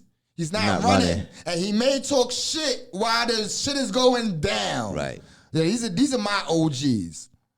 So I never consider myself a gangster, but I definitely consider myself, if you play me, it's a problem. I'm not coming in here with my nuts hanging to the floor. I'm coming in here being me. And if you cross my path and it's negative, I'm going to defend myself. Period. This reminds me, God. Speaking of not running, speaking of East New York, speaking of us going out, you know, making ourselves. Remember that? Why? when we went to the store with the chicks, with the young ladies, and they was like looking at the dudes from the other building. Oh, yeah. And we didn't. That was the chat line chicks. But Was it with the chat line chicks? Nah. But that was in that time That was period. the cousins. We were the two cousins. Yeah. But like, Yeah. So let me say this. And they busting, but we was like, we not running. No. And it's I not. had And that then, thing on me too. Yeah. I had that thing on me too. Yeah. Yeah, but I'm just saying. I so mean, I'ma say not to this. say that was the smartest thing to do or not, but I'm just saying, like, at that moment, it was just like, nah, man. And we walked by a million niggas. Yeah. Let me say this. We going up the big steps. I remember that. Yeah. Went up the big steps. I got that thing on me too. I got the thing. And yeah, dudes try to do some slick shit. But it was, I mean, but again, That's the time. and Hans, I mean, but then after that, it was like, oh, that was, and then, True indeed. yeah, True indeed. And so, you know, I've been in places I've never been scared. I think that's the best way to say it. I take that back because I've been scared in places. But the fear never subsided that I freeze. You know what I mean? Like, of course I was scared. I was scared in some crazy places. But I always knew that you got to react. yeah. You got to react. You can't let it. If it's going down, then we gonna go out swinging. Yeah, it's gonna I remember be- going to the weed spot in Spring Creek, Creek. and them niggas try to press us. I pull out the razor then. Yeah. That always Things been happen. my React first, yeah. my reaction. Like, I'm never no lie to you. And let me just say that I've been scared. I'll take that back for even saying that. I've been scared, but that fear never subdued me to freeze. I knew we gotta keep moving. Yeah. You know what I mean? So it's crazy that, you know, we was in East New York. I put up a picture of us in East New York. Okay, yeah. I mean, at that time, there was a lot going on. Like I said, like I was so focused on, like, man, like, I'm out of here. Like, not in the sense of, like, I have a mission to be, like, a goal. So, you know what I mean? So that's what I was really focused on at that time. So it wasn't even like I'm in East New York. It didn't really feel like that because I wasn't, you know, home a lot. Honestly, yeah. And we was out there. And when we was there, we was comfortable. When we was able to be comfortable. And it was when East New York was East New York. Yeah, man. Yeah. You know what I mean? I'm not gonna, like, there's no exaggeration to what I'm saying. East New York was East New York. Yeah. You know what I mean? But I never felt out of place. Yeah. We went to weed spots on Pickin, Euclid, we we traveled all through that motherfucker. Yeah. You know what I mean? And shout out to my man, Light, man, who I met up north in later years. He was from Euclid. He was listening, question from Euclid. We got so many stuff I could talk about. I know. But I'm gonna leave that. We're gonna do a part 2 to this. Yeah, we We're got to, man. We got to, man. I wanted to just go through something real quick, man. There's a few things I want to touch on. First of all, and the reason why, matter of fact, this is one thing I want to touch on before we end our past. I want to talk about Sean. Okay. Sean is your bro, my cousin, and he was everywhere we was at. I had no choice. I had no choice. I had to bring him with us. And describe Sean to our audience, for the person who might not know Sean. Yeah, my brother Sean, he's what, 42 now, right? 40, yeah. So there's Sean. Yeah, Sean's autistic. Well, what we know now, back then it was just like, oh, he's retarded, you know. But you know, he's autistic. But yeah, big difference. Yeah, but you know, back but then, he's a genius. Yeah, he's like Rain Man. He's a genius. Yeah, he's like Rain Man. You know, he would dates and numbers and stuff like that. But yeah, back then, you know, that's how it was. It was like, regardless, your siblings, they tag along with you. So we went be outside. All right, trying to go with us. So we Sean, did everything with Sean, God. Yeah, we did. With women with Sean. We went out. Yeah. In life with Sean. If we had to go somewhere and like it's a party, Sean was dressed up too, outfit too, right next to us, like, you know what I mean? Yeah. Like my birthday, Sean was there for the birthdays and everything. Yeah. And you know, the reason why I wanted to bring this up, man, because there's a lot of real issues that we dealt with at a young age, and that's where the naiveness come in again. I always say this. When I speak to my real life, I call myself a very naive person. Shit that was happening in front of my face, I probably didn't know what the fuck. If I did, I didn't pay attention to it. And Sean, we dealt with Sean, who had a disability. Yeah. We had gay family members. Yep. We had family members on drugs. Mm-hmm. How did you see that? And how did you see that? Like those three issues, the Sean, how you dealt with to me, I can't even say how you dealt with. What was going on during that time? Because it wasn't dealt. It's Sean done blew up us on pussy and all that. like to even, I think everything, all of these things, whether it's like mental health, whether it's disability, whether it's violence, whether it's drug use, and sexuality, homosexuality. Like think of the time we grew up though. Like even going back to you saying like hip hop, you know what's hip hop. If 84, 82, if I'm looking at Michael Jackson, Prince, like obviously I like these guys, you know what I'm saying? Like, but like it was a lot of androgynous dressing then. So like gay people wasn't a thought like that. Like you know what I'm saying? Like it's funny. They were there. It was a thought. Right. Let me say this. I saw people dance in breakdancing. They used to have a dance in breakdancing when niggas do the fag. Part and self. No disrespect. But that was the name of the dance. That's the name of the dance. Right. That's what I'm saying. But like it's all people around was doing you. that, and if a person did that now, you probably be like, Cancel him. He's wilding. Yeah. What's up with that dude? Right. So I mean, but like all this, but like we grew up with all of this. Like you know what I'm saying. So like if I had a crackhead, somebody with a drug problem in my family, I also have a neighbor like that. Or also have, you know what I'm saying? Or it's like a distant family member. So it was just all around. All these things was already around us. So, you know what I'm saying? If maybe it might have been different if I didn't see it nowhere else, and then I might, you know, or any of us might be like, oh, well, what is this? But if you see violence or if you see homosexuality and when I say that, like even if it's not personal, but like it's there. Now it's coming. It's an environment. Yeah. So like I just think like I think subconsciously we just deal with it. You know what I'm saying? Sure. Without even like is this so normal part of life now? You know what I'm saying? Like I used to always like, and not just moving from our childhood, right? But like the fact like if my son now can hear a gunshot and be like, is that a 9 or 38? Like you know what I'm saying? I'm talking about like a kid could think that that's normal for them to hear that, whereas another kid could go up somewhere else in Idaho or some shit and not even. It's not common. Right. So we normalize some of these things. Shootings back then was normalized. Yeah. So to give an example of what I mean. My mother used to tell me, I said this on another episode, come upstairs when they start shooting. Right.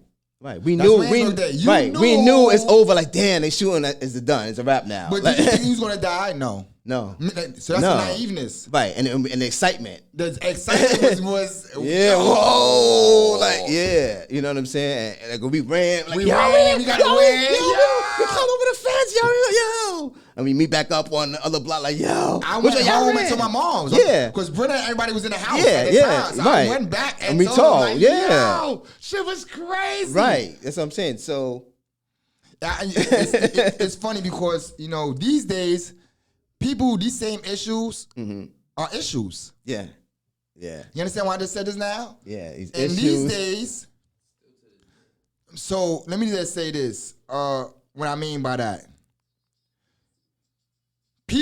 Someone come out gay in a certain family now. Right. Now, this shit is big business now. This is big. Yeah. And what I mean by that is, like, titles, names. Yeah, people is upset and all this. Yeah. Not to say that wasn't happening then. Right. But it seemed so normal when I synced it. You probably say, oh, yo, they gay. Yeah. And kept it moving. Yeah. It wasn't like, no, yo.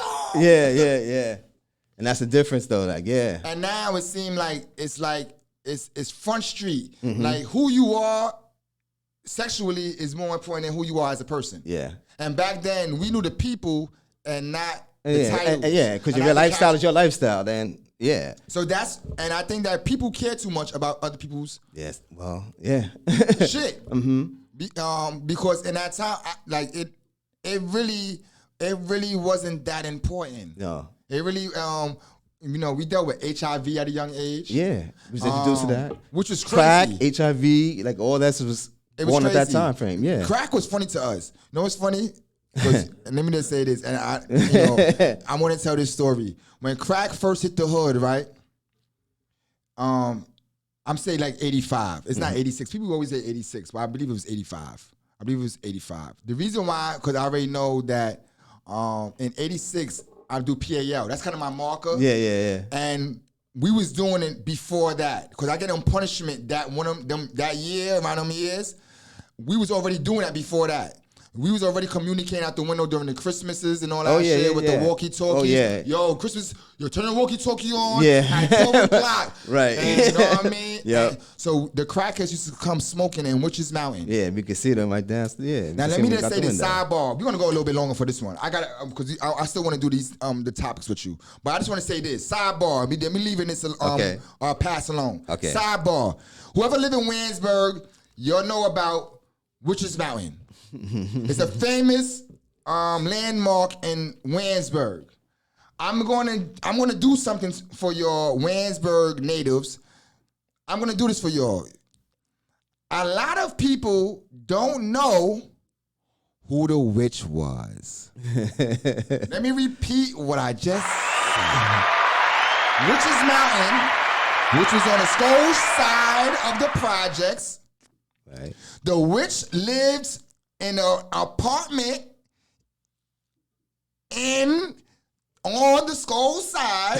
The window was the first floor. Everybody knows it. It's the first floor. Ladies to throw out hot water, dead parrots, all that stuff. Right? The witch comes from Jay's building, 171 Scholes. So I'm going to do something for you today. I'm going to reveal who the witch was. We know. Let me just say this. I didn't know before. It was two different people in my world for a long time. But when I made the connection, I said, holy shit. It's Miss Elizabeth. There you go. There you go. Miss Elizabeth was the witch. You hear me? The witch lived in J building, and it's Miss Elizabeth, you don't know. That mean lady, rest in peace, was the witch. I gotta say that. Sidebar. I gotta say that to y'all. I know who the witch was. You know what I mean? But let me get off this Williamsburg shit. We're gonna get into real quick non-trending topics. Non-trending topics. I don't care what's going on in the world. I care what's going on in our world. So, if y'all didn't know, Alpo, rest in peace. Alpo was killed on October 31st at 3 in the morning. They shot, riddled him with bullets, at least 5 bullets. He was dead on arrival. I don't have nothing negative or positive to say about that. You know what I mean? If you, I already told you, my name was Snitch, and I never told on no one. Right. Let me just say that. So I don't know about that stuff, and I'm not going to go into that stuff. There's too much controversies behind it. Yeah. A lot of people, you know, I don't know what's in niggas' closets. I don't know. So I'm not going to go into that. But I'm going to say this, man. I don't rejoice over death, number one. That's not what we do. And number 2 is that if anybody felt the way about him and what he did during those times, then don't wait till he passes away to start voicing your opinions. You know what I mean? He was known to roll up on dudes, and dudes be talking that shit, and they will eat crow. You know what I mean? Mm-hmm. So, you know, Alpo is the person known from Paid in Full, the movie that Cameron plays the part. Right. What was his name in I forgot. A? No. So it's Alpo. So Mitch. No. His character's so name was Mitch was Rich Porter. Right. A was AZ, and Alpo was I can't remember. Yeah. So yeah, huh? Rico. There you go. Rico, my cousin. Yeah. Chris just gave that. Chris is in the building too. Shout out to Chris. Roaches is in a motherfucking building. So, you know, he was glamorized in the movie paid in full. Yeah, I know they had the documentary, right? That's Yes. on the way. It is said that he killed multiple people or was behind multiple deaths, and he told on a lot of people. So I just want to say he passed away. You know, I like the criminal shit. I talk about the criminal shit. So I couldn't be me if I don't put you up on this type of shit. This type of shit I'm into. So Alpo has passed away. Also, man, I just want to say this real quick. I had an anxiety attack on Saturday. And the reason why I want to say this out loud is because I told you I'm never going to be afraid to tell my truth. I never did anything in my life that I'm ashamed of. You hear what I just said? There's nothing I've done in my life. Matter of fact, I might have did some freaky shit. All right. I did some sadistic shit as a youth, but that was a youth. All right. But I'm not ashamed of that, though. I would tell y'all the story. Not on here, but, you know, real life shit. So, you know, I had an anxiety attack.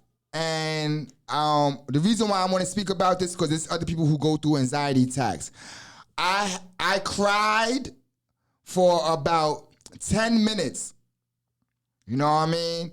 I cried to myself for like 10 minutes. That day, I didn't leave the crib.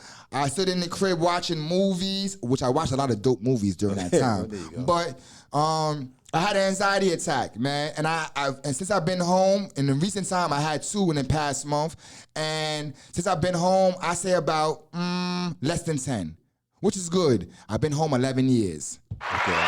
So anxiety, I had an anxiety attack. And I'm going to say this. Most of the time that I had an anxiety attack is from something of me being responsible. I'm a responsible person, and being a responsible person causes anxiety. Yeah. If I know that I got to do something, I may rely on someone else to complete that situation, and that person is not completing the situation, I bug the fuck out. Something's supposed to go in a certain way, and I know it's supposed to go a certain way, and it's not going a certain way, then sometimes I bug the fuck out. And the reason why I want to say this is because there's other people who go through this stuff. And I want you to know that it is normal. It is normal. It is normal. And if you go through these type of things, maybe you need someone to talk to. You can even hit me up. If we cool, you can always hit me up. I needed a voice to listen to what I was going through. Shout out to my moms and shout out to my man Sinatra. I don't talk to Sinatra, but I text my moms and I text Sinatra. Shout out to them two for giving me an ear to air out my anxiety. But anxiety is real, man. I've learned how to deal with it better now. I eat food. I don't let it last for more than a day. So if I go through something, 24 hours, I give it. After 24 hours, it's over. It's over. I don't give a fuck what's going on. Yeah, that's smart. Yeah. You know what I mean? Yeah, don't dwell on it. Yeah. So I don't dwell on this. So shout out. So I want to say to anyone who's going through anxiety, panic attacks, or any mental health issue, maybe you need to talk to someone. I don't really believe in the medical system, so I don't believe that would change whatever's going on. I believe they lie to you, they misdiagnose you, so you don't want to be on the drug that they're going to give you or shit like that. But if you need someone to talk to, a therapist or something, maybe you need to do that. So I just wanted to say that. Now, let's get into these topics. So one of the topics that I want to get into, man, real quick, is Nas's album. I have notes on this. Oh, I'm glad you got notes, man. So I'm going to say this, man. I told Just when we were going to do the show, I said, yo, we're going to review Nas' album. Me and Just, we kind of communicate. We are thinkers, and we break down everything.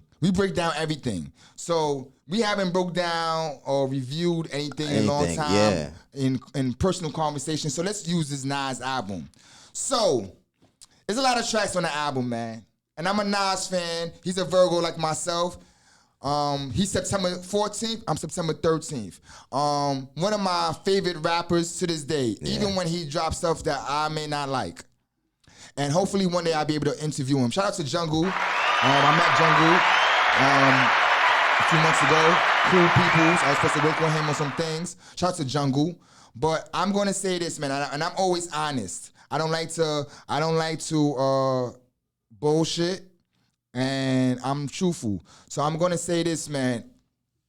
I wasn't too pleased with the Nas album. Everybody talked about it so much. I thought that it was crazy. It was gonna be crack, part itself, and crack meaning good. Yeah. Not bad meaning bad, but bad meaning good. That type of thing. It was crack. So everybody was speaking so highly of it, man. I'm not gonna lie to you. And I disagree. There's certain songs which I spoke on other episodes that I like. I like Moments a lot. I like Moments, yeah. A lot. I think that's one of my favorite ones. One of my favorite, I'm giving you a truth. One of my favorite songs. It's my favorite song. Let me just say that. It's my favorite song. My second favorite song is Brunch on Sundays. Yeah. That grew on me. Like, it's one of those, Brunch on Sundays, one of the ones that, you know, if you're playing something like for the second or third time and it came on, I was like it's almost, and I'm like, oh yeah, I do like this one. Yeah, so like, I knew other people was mentioning it and I wasn't feeling it at first, but I like that. I'm going to say why I like it though. Why is that? So, Nas, what made this song ill to me is Nas, he forever stays up on the times.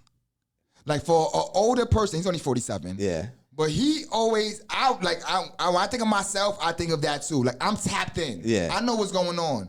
So when you hear him talking about the hookah, yeah, they're gonna smoke hookahs till their lungs ache.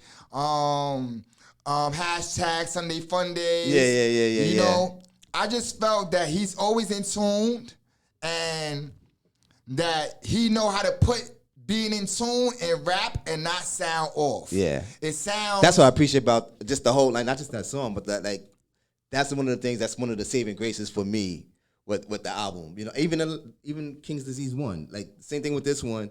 Which I didn't listen to either. Yeah, you got to listen to that one. Like you, I was kind of gassed. Like, I kind of sipped the Kool-Aid, right? Like, everybody's like, yo, King's Disease 2. Like, and, you know, I'm still on that Nas first day drop. So I'm kind of biased because that's my, you know, it's Nas. So overall, like, I was satisfied, but, like, I was just happy that it wasn't bad. And so that's how I felt. Yeah, you know what I'm saying? So it was agree. that almost speaks on, like, you talking about the two bar. or the one? Two. Right, yeah, two. So, like, I agree. You know what I'm saying? Like, but so when we had this conversation a couple of weeks ago when you was going to be on the show, right? I told you that I was already listening to 2 songs heavy. Yeah. So I was kind of scared to listen to the album. Cause you wait, yeah. The reason why I know is because I didn't want it to be let down. I know. And It's like how, like, when I'm listening to it, before I came to that, so let me listen to it again. So that was already bad in itself in a way because it shouldn't be in rotation like that. You see what I'm saying? I listened to this today for the first time too. Yeah, but I mean, so I haven't listened to it maybe like in a week. You know what I'm saying? Where like it should be a little bit more if I was really in rotation. Yeah. So I was a little like, but how I look at it when I was listening to it today, like it was like looking at LeBron now, right? Like LeBron 19th season in, like, and you like, I grew up with him, like, I grew up watching him or whatever, right? But like, I know he can still score. I know he's still nice. I know like he's still top, like he is still top tier, but I'm watching him like, don't hurt your knee, don't blow, like, you know what I'm saying? Like, that's how I'm listening to the album, like, for the first time, like, woo, like, come on, Nas, like, don't suck, like, you know what I mean? And I shouldn't feel like that. I should just be on some, like, so I don't know what it is. I don't know if it's like, it's the track record. It's loyalty. It's loyalty. But yeah, no, I'm just saying, like, why I shouldn't even feel like that? Like, why should I just be like, yeah, Nas, let's go. You know what I'm saying? But loyalty, like, man. Yeah. Loyalty to the brand. Me too. Yeah. Let me say this. One of the songs, I enjoy it though. One of the songs that, first of all, EPMD, right? See, that's what I like EPMD song. Okay. Right? And I'm gonna that's the one with Eminem on it. I specifically like EPMD a whole lot on it. Yeah. But the Eminem shit, oh my God. Now I'm gonna say this, man. He's rapping, but for the first time, I can hear what he's saying. So I'm gonna say, people. Let me say this: some of the black people. I'm not a representative of black people, but from what I'm hearing from the black consensus, that this is one of his better rhymes. This is people really like his rhyming this. Oh, M? Eminem. Yeah, because he I'm rhyme, not man. going to say the people who said that, but people saying, yo, I'm going to say this.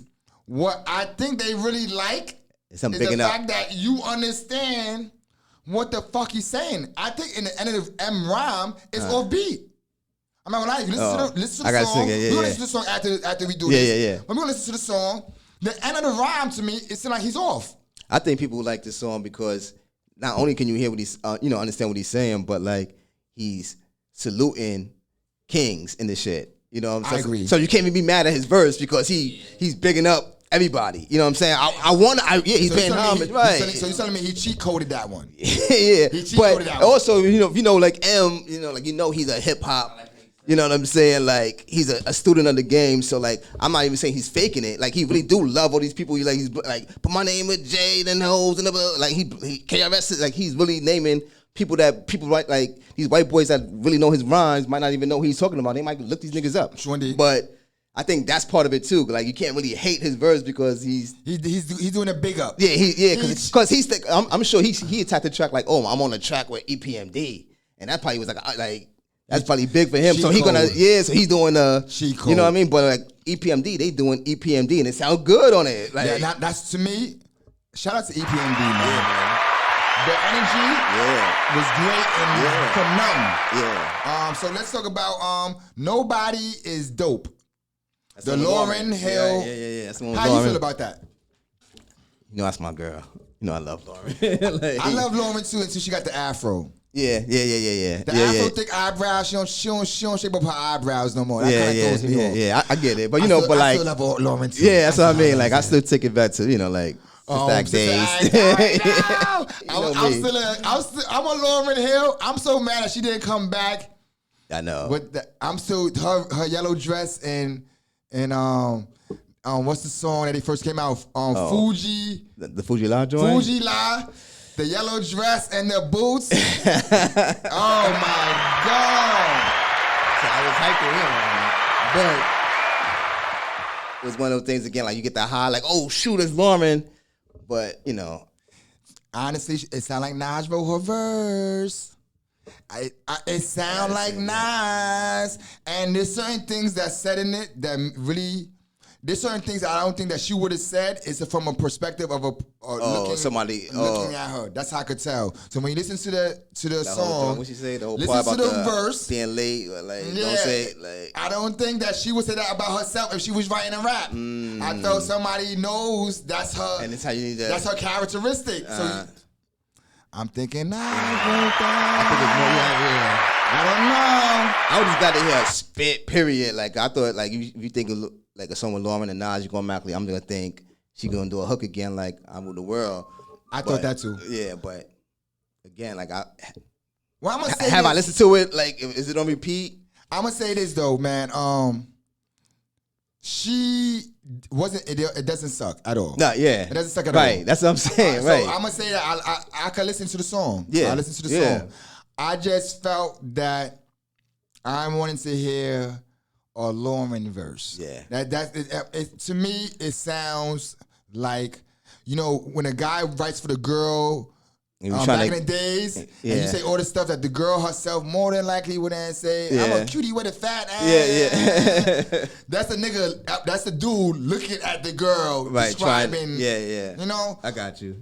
Store Run. You spoke about Store Run. Tell me how you feel about Store Run. I like that one. I like that job. What makes it? I don't know, man. It's real. Yeah. It's one of my favorites too. Yeah, it is. I don't know. Just give me that feel from. That's another thing. Like that's it too. Like the way, Nas is definitely tapped into what's going on. So like, but it also like I like how he'll bring back. He know how to connect dots. Yeah, like he'll bring things that I can be like, oh, I can relate to. Like still, you know what I mean? Because we've always been lockstep. Sure indeed. In life and age and things like that. So I like how you can still do that. So I do too. That's what I think that's my Store my Run thing reminds me of Cab, whatever the number from the Cab first album. 45 or whatever that one. Yeah, from the first one. That's exactly. That's what I'm saying. Because he's giving me that memory lane, but not memory lane. He does the memory lane very well. Yeah, I love when Nas do. He does that. Memory lane shit. All right. There's Count Me In. Did I say that one? No. Nah, Count Me that's- In. It's all right. Which one's that one again? That's the one. I remember looking. I forgot what it was. I think I but like Count Me In. I wrote down my notes. Okay. I said in my notes it was all right. Composer, fire. Yeah, that's what I was getting confused. Yeah. Composer, fire. And then he has a song with A Boogie called YKTV. Yeah. I'm gonna say. Now I'm saying this not as an old head because I know people's gonna say, "Oh, A Boogie." I like A Boogie. I'm an A Boogie. I like A Boogie too. I follow his music. I'm not gonna say fan, but I like his music, especially the one, the Water.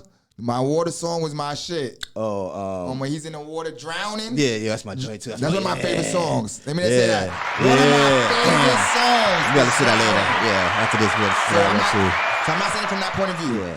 But the song sounds forced. It sounds forced. It sounds like, Nas is at a point now, he said it in one of the songs, that he's opening the doors to do features with the younger people because they're going to be the future. Well, yeah, he had Favi. He's the master teacher now. Yeah, he had Favi on the last one, and I actually like that one. Favi, one of my best verses from Favi. Yeah. Even though A$AP Ferg ain't all of that. Oh yeah. I'm not gonna lie to you, A$AP Ferg. But overall, how you feel about the Nas album? Overall? Yeah, I'm satisfied, but you know what I'm saying. I'm glad that it's a good showing, and that people. I'm glad that he actually getting the recognition. You know what I'm saying? Like Grammy nominated for the last one. He might probably be again this time. Facts. You know, I'm glad that he even feel inspired. Like he actually feel inspired to rhyme again. You know, like I ain't really hear that on the Ye one, the one that Kanye produced. This one, the last two, I feel like he really feel like he's on to something with Hit Boy or Hit Boy. Figured them out. Like they got good chemistry. They got a great synergy together. Yeah. So that's one thing I could say, that the album to me, it sounded put together well, right? No, it sounded. You can cohesive. tell it. Yeah. That's the perfect word to use. Yeah. It sounded cohesive. Yeah. It sounded like Hit Boy. it went. So the song I don't like is still the mood of the album. The album is a mood. It's one mood. And I feel on that note, I like that part about both albums. I didn't listen to the whole one or the other one, but it kind of gave that same energy. Yeah, exactly. I like the fact where artists work with one producer and they catch a vibe, and y'all get the vibe. You catch a vibe, and you catch a chapter of a book. Yeah, and so I might not like this scene, but overall, I can still enjoy the whole story. The cohesiveness of the album, I felt he didn't have that with the Kanye. Yeah. So it's the second time has been with Hit Boy. Right. He got a synergy. Right. He got I hear the wholeness of the album and it vibes smooth. Yeah.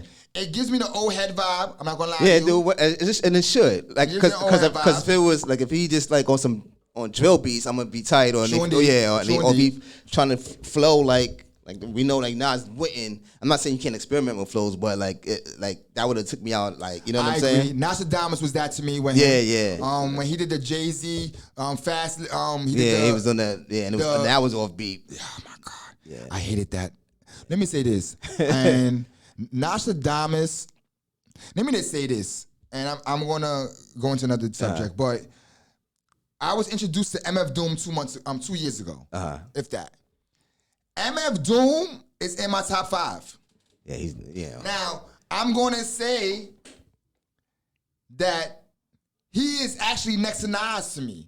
Like, no lie to you. So this is what I'm going to say about Nas. Rest in peace. It was like literally last year, right? Yeah, he made a year and his anniversary. Rest in peace to MF Doom, one of my favorite MCs. But I'm going to say this. And I just got into his music 2 years ago, and I'm saying that's one of my favorite MCs. So I'm going to say this, man. What make MF Doom ill to me though, and like why I put him in that category as a top 5, I'm listening to old work of MF Doom. This is not new work. So when I got into him, I'm listening to a lot of old work. The weight of the work was so heavy for something that came out 20 years ago. I got you. All right. Now let's go to Nas. when I go to old albums of Nas, Nostradamus being one, I'm not really feeling it. Some of the songs, I'm gonna say with the first album, really. Some of the songs don't actually hold the weight that From it the first used one? to me. And Really? I said this to my man Soon is gonna kill me. Illmatic? There's certain things that in Illmatic that to me, so as a whole project, it describes the time. I can't take it away. But it's some things that kind of it don't have the weight that it had in the past. And there's a lot of music that to me now, it has that effect to me. I could really tell that you the shit if I could listen to your shit now. Yeah. Like I got fast you. forward. So Nas, as a body of work whole, it's a lot of hits and miss to me. You mean over his career, over his Yeah, as a discography? whole. Oh, yeah. A lot of hits and miss. So now when I go to Illmatic, man, That's still like one of my favorites of all time. something about Illmatic don't manifest to me as it did when I was younger. The second album, I connect more to now It was written, than I right? did Illmatic. I'm starting to now, too. That's crazy. So Yeah. So that's why I said I'm not gonna When say It Was Written came out, I was disappointed at first, to be honest. Only reason I loved it it was more at shorter that than time that was motherfucker. because it was a bigger. Remember, what we had was those 10. 10. And we already heard them. Before Most of that, them. the We whole already heard album. them. We already had the I whole was thing. upset over that too. I'm not gonna Yeah, lie to so you. we didn't really, wasn't really, for us, it didn't really feel like a Nas album. He cheated that one. He cheat coded that one. Yeah, so, or it just got leaked and things like that, whatever. But, you know what I'm saying? So the second one, it took me a minute to actually get into it, you know what I mean? Because that's when now we went from Nasty Nas, he's starting to turn to something else now a little bit, you know what I'm saying? And It begins in that album. yeah. But the storytelling is great. Like, listen to it now. So I want to say, so to me, as a body of work, Yeah. It was no written. lie to you, the second it was written is let me say this. Nas was, first of all, he's been rapping for probably 5 years up to the first album. Yeah. You got years already. Yeah. But when you listen to like It Was Written, it seems like he mastered the skill now. Yeah. Like Right. something about it, like Yeah. there's nothing he said wrong to me. Yeah, nah, he was On that. polished and he was like, On It Was Written, on Illmatic, that's raw. Halftime is not, I don't really, no lie to you, which was my favorite song when I was younger. Yeah. It don't hold that. It's like he freestyled. Yeah, That's like why I One said Time for Your Minds, like similar. Yeah. And then a lot of them rhymes I heard, now that I hear a lot of Nas shit now, Yeah. a lot of them rhymes I heard, he used the same rhyme in a lot of different shit. Yeah. You know what I mean? A lot of songs that didn't make Illmatic, I think should have been on the Illmatic. Yeah. Villain, Yeah. one of my favorite songs. So I think that as a whole, I think Illmatic seems incomplete to me. Okay. And that the next project is to me like more the first album. You Yeah. see that the first album was a demo.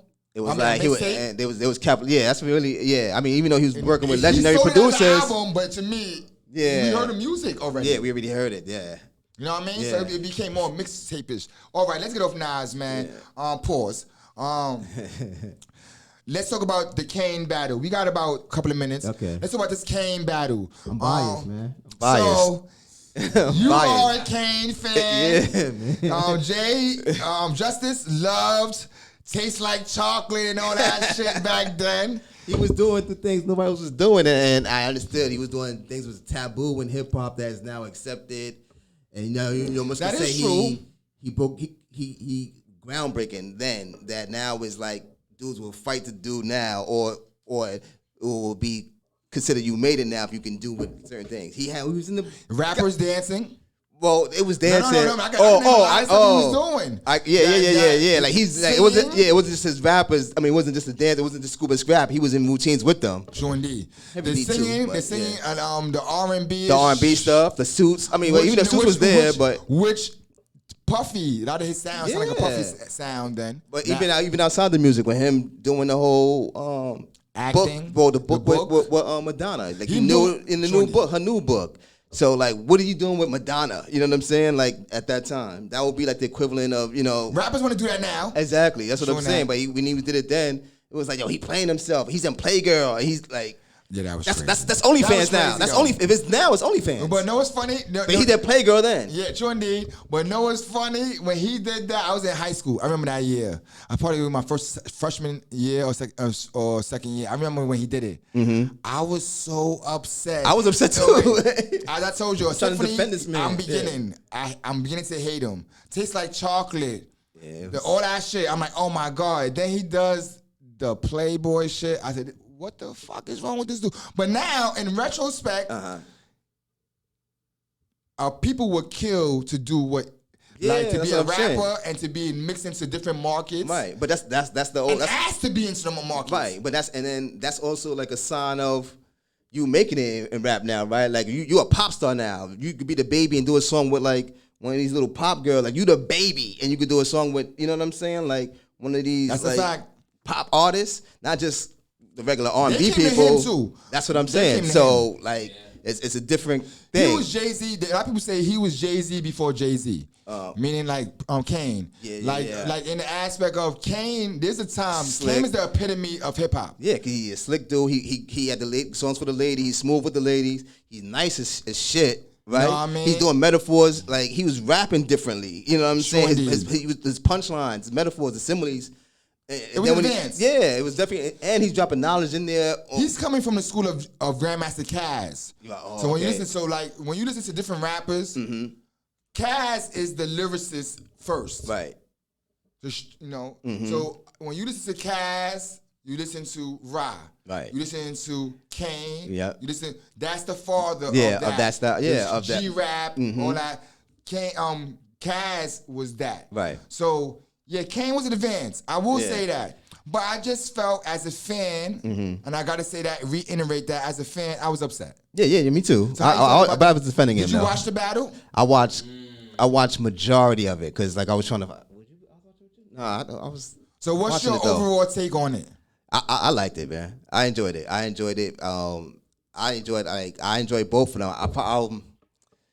If anything, I would have preferred if they would have did the songs in probably a different order. You know what I'm saying? Like when it's going, but overall it was like a lot going on. You had the DJs, you had Scratch up there, like you know what I'm saying? It was a bunch going on. Like they beefing with each other, like fake beefing, like shit that like hip hop. You know what I mean? Sure need. Like Kane bringing out people he brought out. You know what I'm saying? Oh damn. Yeah, man. Now, I'm trying to. I know, man. I ain't trying to pick up Chris. Yeah, like I'm trying to be on the Kane side here. But now you saying that, I'm thinking about. I'm like, yeah, Karis. Like they both had great guests. You know what I'm saying? But I know they're going on tour together. Do you think Pimpin' Ain't Easy is a classic? I was gonna ask because people been saying that honestly, it's a classic, and I don't see where they say that at. They don't. Everybody during the time, but that's an album cut that was like that's you always got that. Your symphony song. That's that symphony song. So, and Pimpin' Ain't Easy, yeah. Yeah, I mean, I can't say it's a classic song. It's on a classic album. I was going to ask you that. Yeah. I'm going to be honest. Yeah, I'm going to be honest with that. All right. Because I swear. That was wasn't even one of my favorite Kane songs, people talked about that song back then. Yeah. I'm going to tell you who it was. My man Darnell. Darnell. Oh, okay. He let Pimpin' Ain't Easy. I don't know. But I just, but overall, the verses was dope, though. Like, I like the energy. I like how. Like even though they going at it song for song, like there was a camaraderie on the stage. There was a certain, you know what I'm saying. I love when he picked up Shantae. Oh man, did you? I didn't watch it. I want to watch it. Most of that part. Shantae came out. You know what I'm saying. He gave her flowers and all that. I'm still a fan of Shantae. Yeah, I'm Shantae. I'm not gonna lie to you. Yeah, me too. Yeah, I'm a fan. Shit, the first time I met her, I was on the way to Island to see you.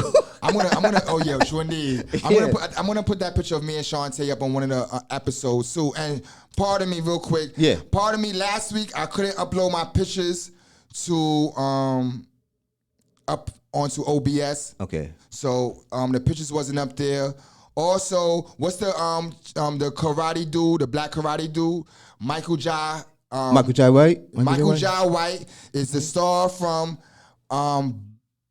Black Dynamite. I wanted to get his name. Also, last week I said that we got a YouTube page back. I made a mistake. We got our Instagram page back.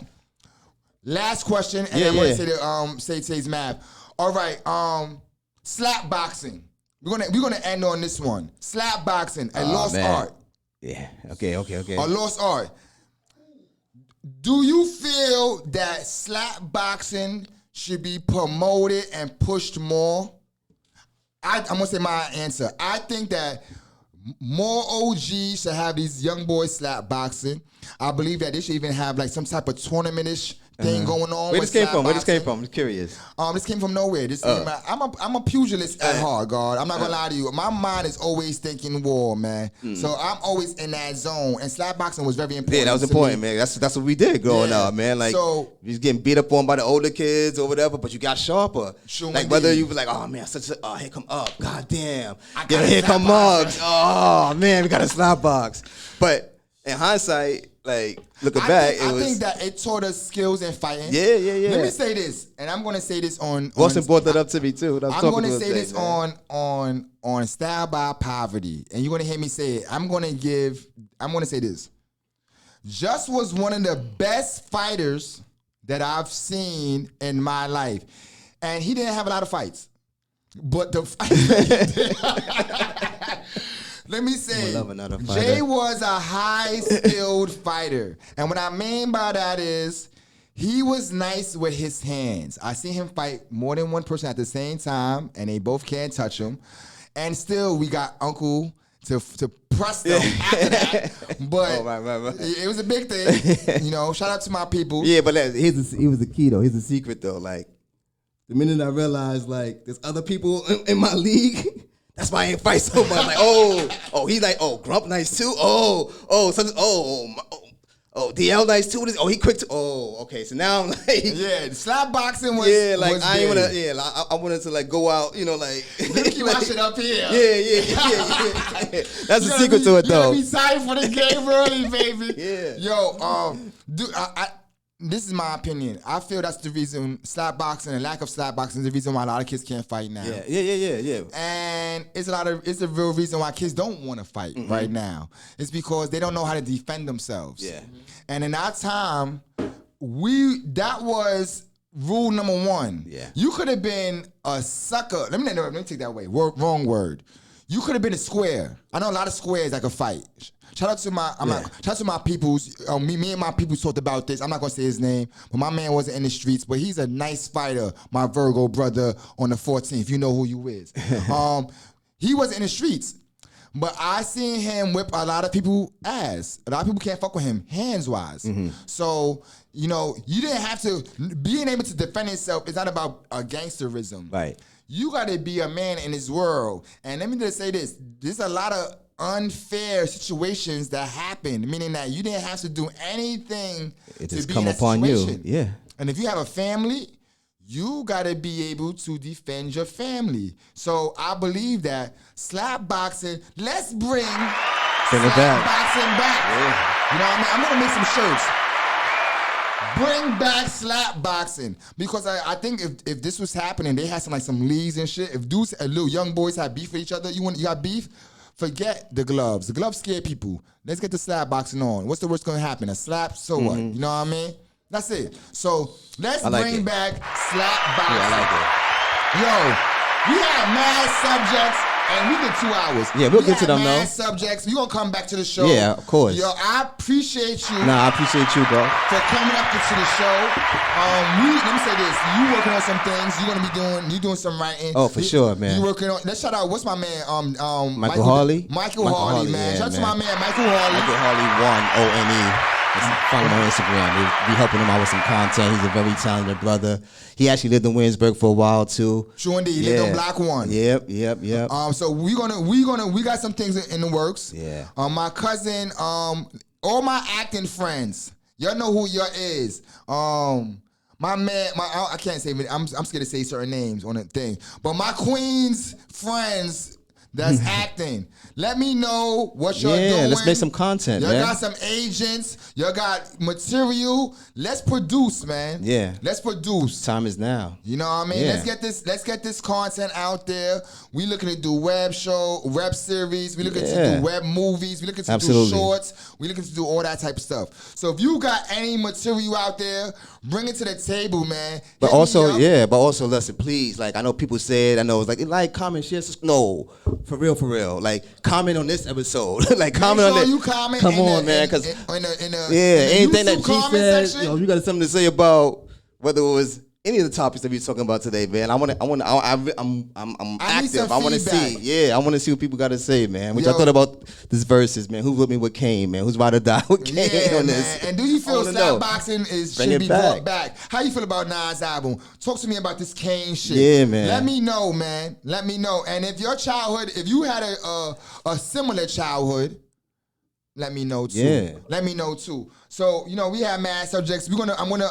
Next week, I'll be talking about some movies, some documentaries that I watched. I watched a lot of dope documentaries recently. I also watched Children of the Corn. I will be doing a review on Children of the Corn. I'm not gonna let you know how I feel about it, but I'm gonna Which one? Part one? Part one. I only watched part one. 3, 4, so I'm gonna do a review on Children of the Corn.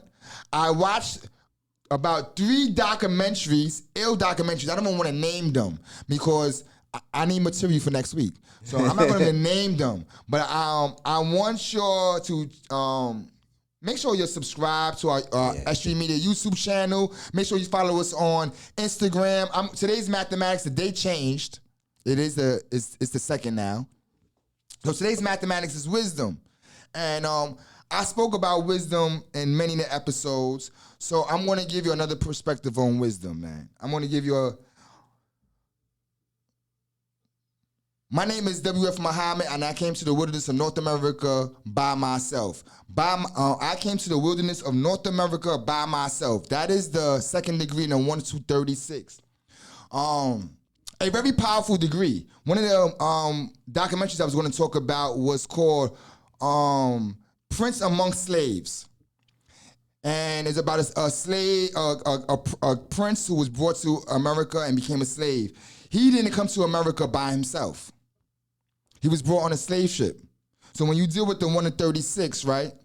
My name is W.F. Muhammad, who was the person who taught Elijah Muhammad, who was first Elijah Poole. It also goes into, he taught Elijah Poole, Father Divine, and Sweet Daddy Grace, and also Noble Drew Ali. All these people started their own situations after meeting him. But when you deal with this degree, my name is W.F. Muhammad, which is number 1. Number 2 is I came to the wilderness of North America by myself. He's saying that he didn't come on a slave ship. He comes from the original land, and he came by himself. Meaning that others came, a lot of people who came from the motherland came as slaves. I'm going to say the first 5 of these degrees. My name is W.F. Muhammad. I came to the wilderness of North America by myself. My uncle was here. My uncle does not know he's my uncle. My uncle was, no, pardon himself. My uncle was brought over here 306,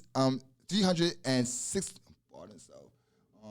My name is W.F. Muhammad. I came to the wilderness of North America by myself. My uncle was brought over here by a slave trader 300 and something years ago.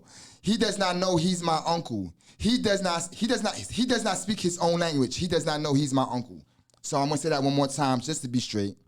My name is W.F. Muhammad. I came to the wilderness of North America by myself. My uncle was brought over here by a slave trader 379 years ago. My uncle does not speak his own language. My uncle does not know, damn, I'm fucking up. But the second degree is, my name is W.F. Muhammad. I came to the wilderness of North America by myself. I came to the wilderness of North America by myself. What he is speaking about in those first 4 and 5 degrees is that a lot of Africans was brought over here, a lot of our ancestors was brought over here on a slave trade. They didn't come on by themselves. They didn't come on their own recognition. They was enslaved. It was brought over here enslaved. He came over here not a slave. He came over here on his own regards. He went door to door and he sold silks, door to door. This is how he started spreading his message and how he started gathering the different people to come to hear him speak. So he's describing how he came over here and the African that was brought over here by the slave in the slave trade does not know who he is. You understand where I'm coming from? He does not know who he is. He don't know that we related.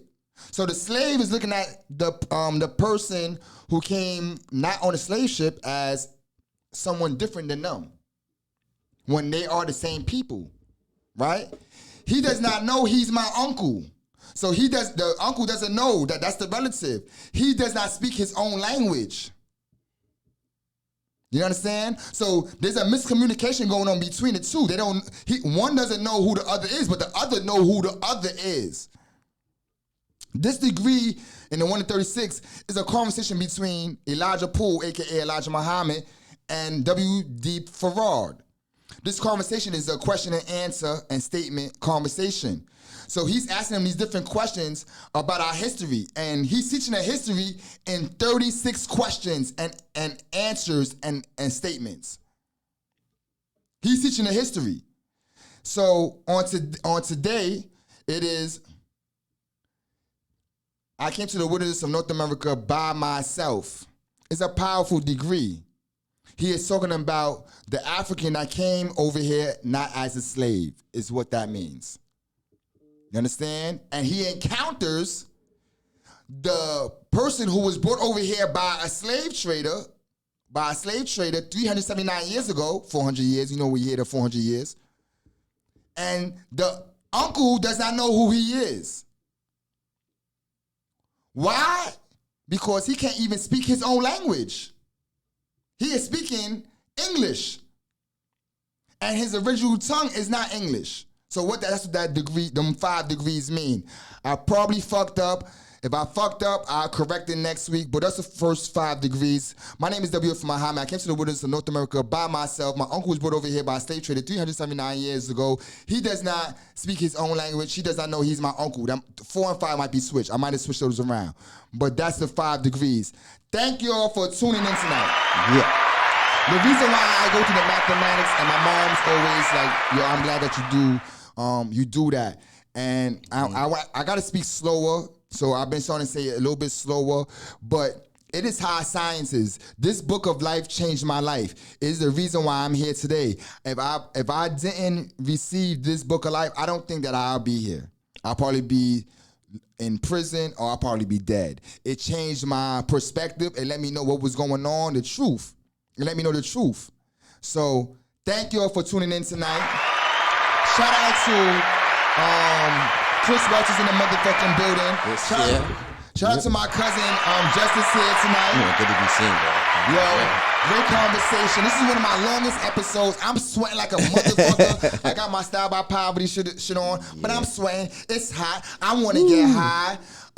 Sorry, church ladies who listen. But I got to get some smoke in my system. Pause.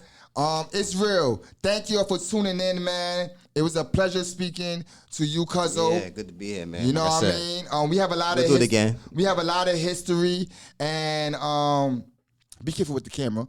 We have a lot of history, and what I wanted to tell y'all is, and the reason why I wanted to bring Justice up is because I had a childhood. And what's crazy is, and me as an adult now, I resorted back to who I was. Because a lot of times is I became what my environment made me. You know what I mean? I became a product of my environment. So a lot of the things that I was doing was because I was scared. It was because I didn't want to be picked on. I was picked on. I was bullied also. I didn't want to be picked on. I didn't want to be the person, the sucker. I didn't want to be the person that wasn't in. So a lot of that shit wasn't me though. You know what I mean? That shit wasn't me. So now I like to read books. I like to watch documentaries. I like to write. I like to do poetry. I like this type of stuff. You know what I mean? I like to skateboard. If my feet wasn't fucked up, because, you know, I'm 45 years old, my feet ain't what it used to be. But if my feet was 20 years old again, I have a Vision skateboard, my S.STREET skateboard, my Matt Hensley or my Vision Gator. You know what I mean? Or my power Peralta wheels. Yeah. You know what I mean? Shout out to the Bones Brigade, if y'all don't know who that is. My man Tony Hawk and them. But I was into skateboarding, but it wasn't cool in my time. Now you got dudes, it's cool to be a black skateboarder. Thank Lord. Thank Lord, man. I'm saying thank Lord. I'm not even religious. I'm happy. You know? So peace. Y'all have a good night. I'm out of here.